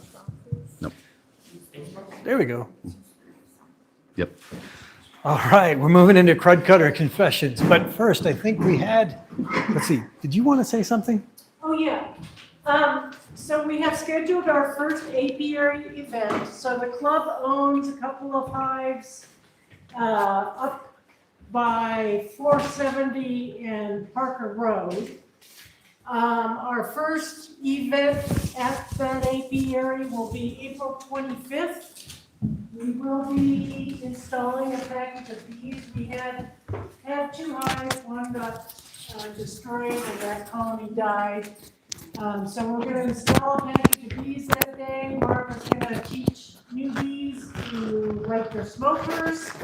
We're going to talk about basic tools and whatnot. So April 25th at 1:30 to 3:30. We're picking up that package of bees in the morning and we'll install them that afternoon. So put it on your calendars and we'll see you there. It's a members only, right? Paid members. Make sure you bring your bee suits and gloves. Make sure you bring your smoker and the fuel that you typically are expecting to use, because we're gonna go through those skills with your equipment. Do you need to be in a mentoring program in order to No. participate? No. Just a paid number. And make sure you get there by 1:30, right? 1:15. 1:15. Be there at 1:15 because at 1:30 we go in the gate and it locks behind us. So please be there beforehand. And all the instructions are listed on the website as well. So is it 1:15, you say, in the afternoon? Yes. You're installing a package that late in the day? Well, we'll pick them up in the morning and we can't do it until 1:15, 1:30. So, yeah. All right, thanks. Thank you. On to Craig Cutter Okay. confessions. Larry. On to Craig Cutter Confessions, made by Rust-Oleum. Great product for cleaning up after you've done a lot of work, either just various times, either throughout the year or right after you've extracted all your honey. Good for cleaning tools and your garage floors, things like that, or wherever you store things and want to get it. So we all like to hear a few stories, some good, some bad. I'll give an example that just recently happened. I'll call it maybe a slight little bit of karma involved.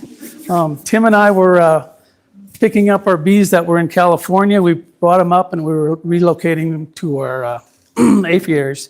And we'd got one site done. And I'll back up just a little bit. The night before when we picked them up, it was pretty cold. It was not too bad. Bees weren't too active. Tim had his full suit on and the bottom of his pants were just a little open. So he got stung by a couple that just ventured out.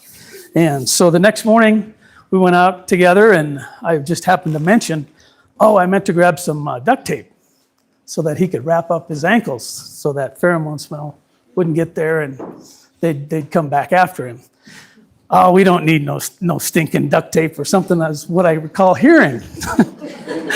So the first site, we dropped off 4 hives, no problem. Got to the second site. First hive, great. Second hive, all of a sudden, we just get it in place, and Tim starts running that way. I said, are you okay? He says, no, they're getting me. So he's over there. He started trying to get them away and get them all tucked in. And I finally figured, man, I better check my truck. I think I got some duct tape in there.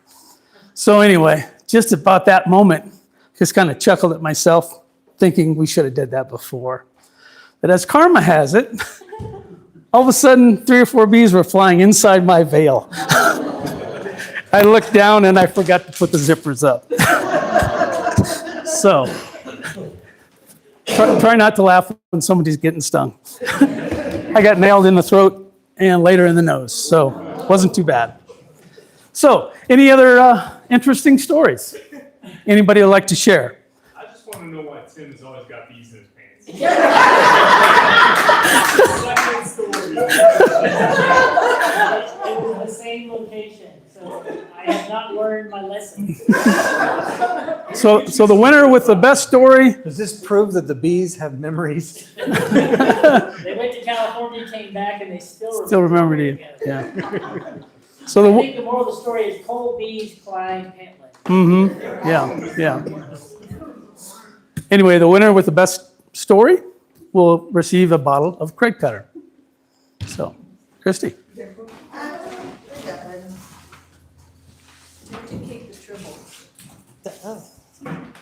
So, last time it was a white year to mark the Queens, 5 years ago. Got my very first 2 hives, super excited, 2 packages.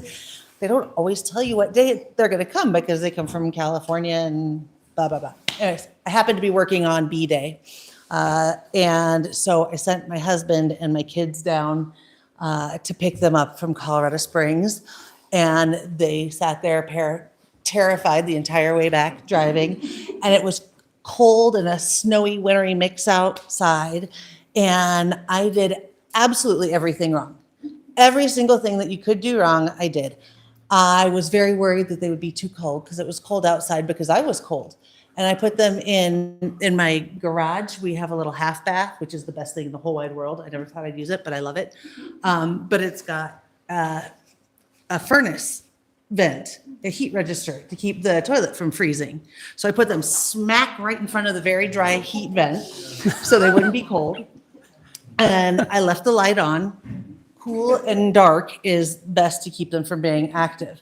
And then I got really worried that they weren't able to get enough sugar water out of the can because the can only had these little itty bitty teeny tiny pinholes in there. So I popped a little hole in the top and released the vacuum and dumped all the water all over my bees that were now soaking wet and warm and not so happy in my garage.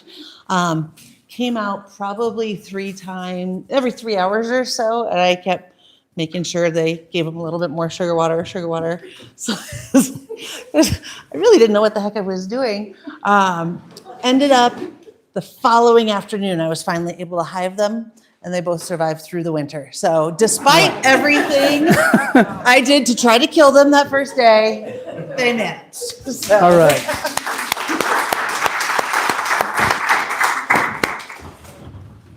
Any other great stories? Any medium stories? Okay, I guess we have applaud for Christy with the bees. I guess you're the winner. Okay, thank you. Much.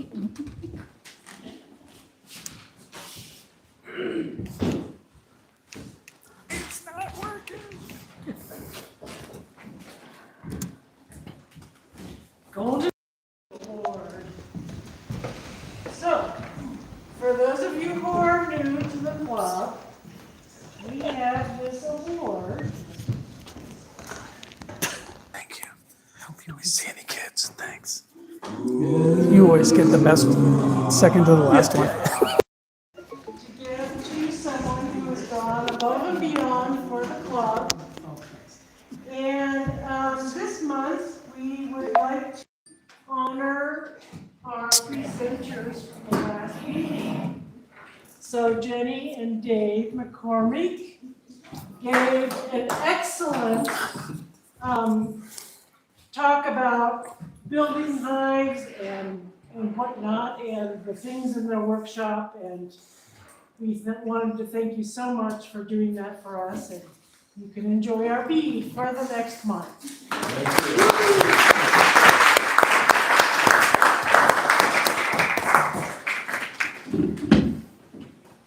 Thanks so much. I didn't realize anyone stayed awake. I learned a few things. Thank you. Yeah.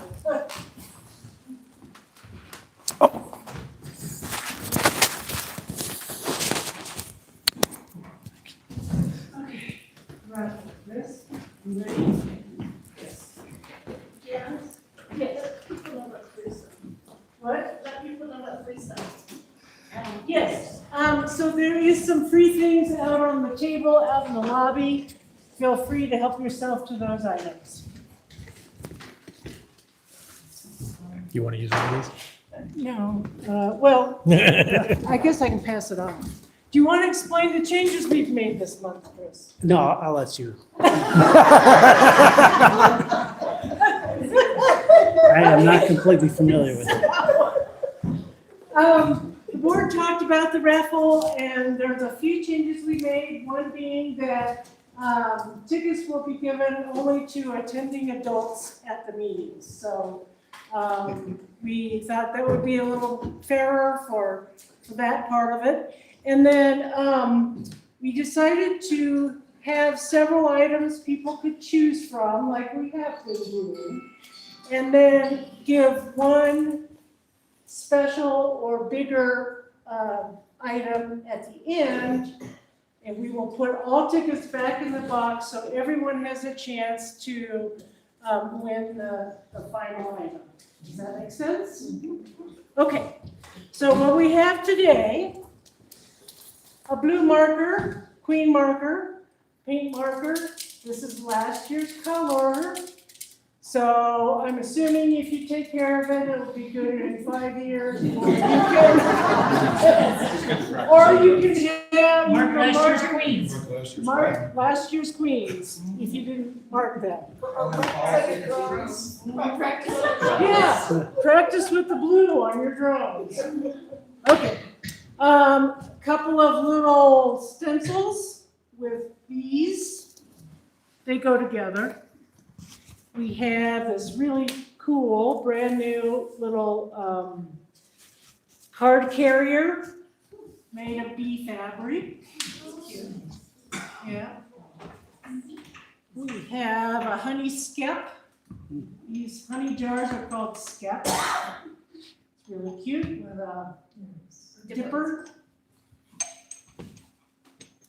We have a can that's got honeybee comb and honeybees on the outside.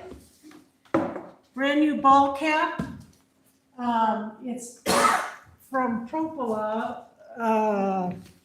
And I'm going to give you a brochure so you know what you're advertising. But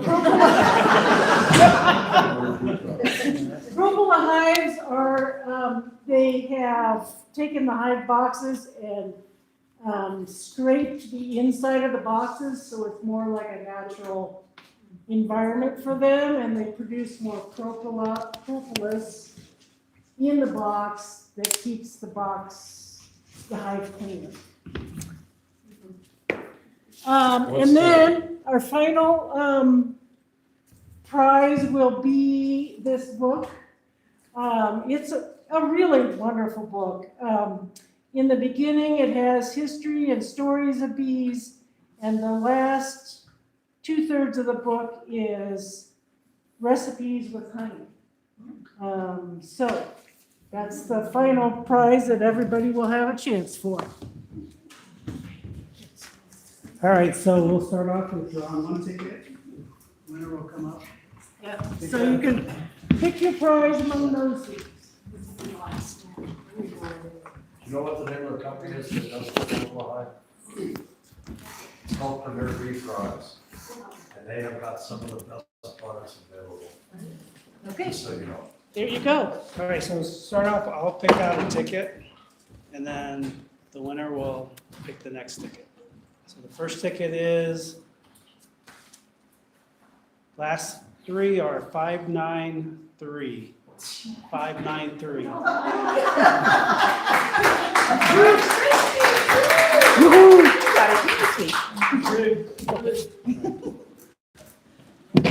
Okay, then you'll pick the next. You'll keep your ticket. All right, last three are 556. 556. Oh, that's me. Oh, yeah, that's me. Oh. I don't need any of these things. You can draw another number. That one's yours. Yeah. And then here's this ticket. Okay. Since you won, though. Okay, we haven't quite worked out our system. All right. Last three. 557.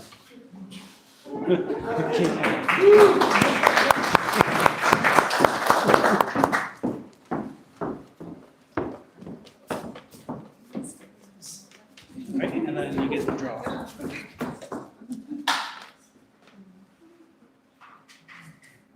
All right. Last three, 554. That's a lot of 5-5s. 554. 5x4's not here, I guess. Draw another one.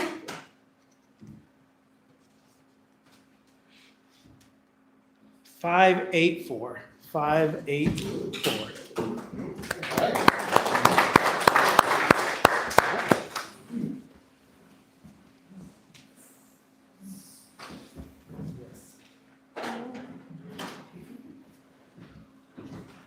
All right, the next winner is 587. 587. Not here? Okay.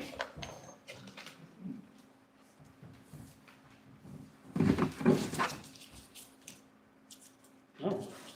555. 555.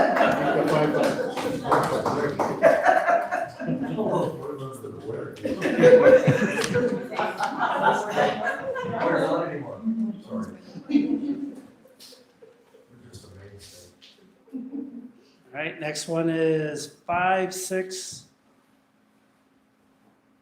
563. 563. No?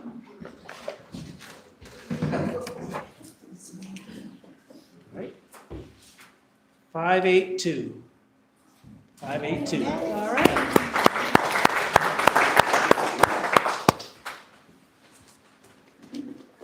All right, and then For the blue pen? all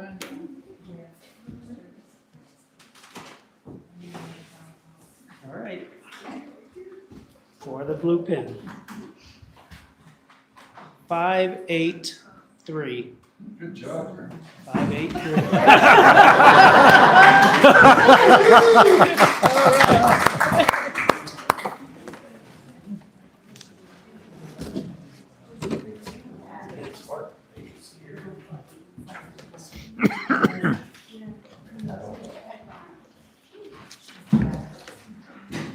Okay. And for the book? Yes. We're sticking together. All right, for the book. This one looks familiar. 588. 588. No? Oh, gosh.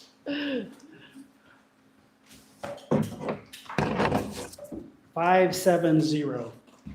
570. 570. Why do people leave at the break?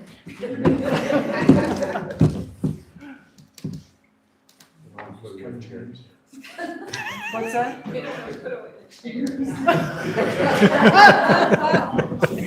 585. 585. Just close my eyes and point. Yeah.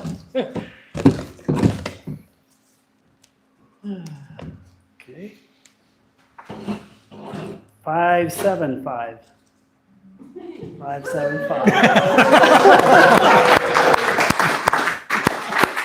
The McCormicks are getting a lot of special things tonight. Leaving here with a lot more. Thank you very much. Thanks for coming, everybody. Now pick up the chairs.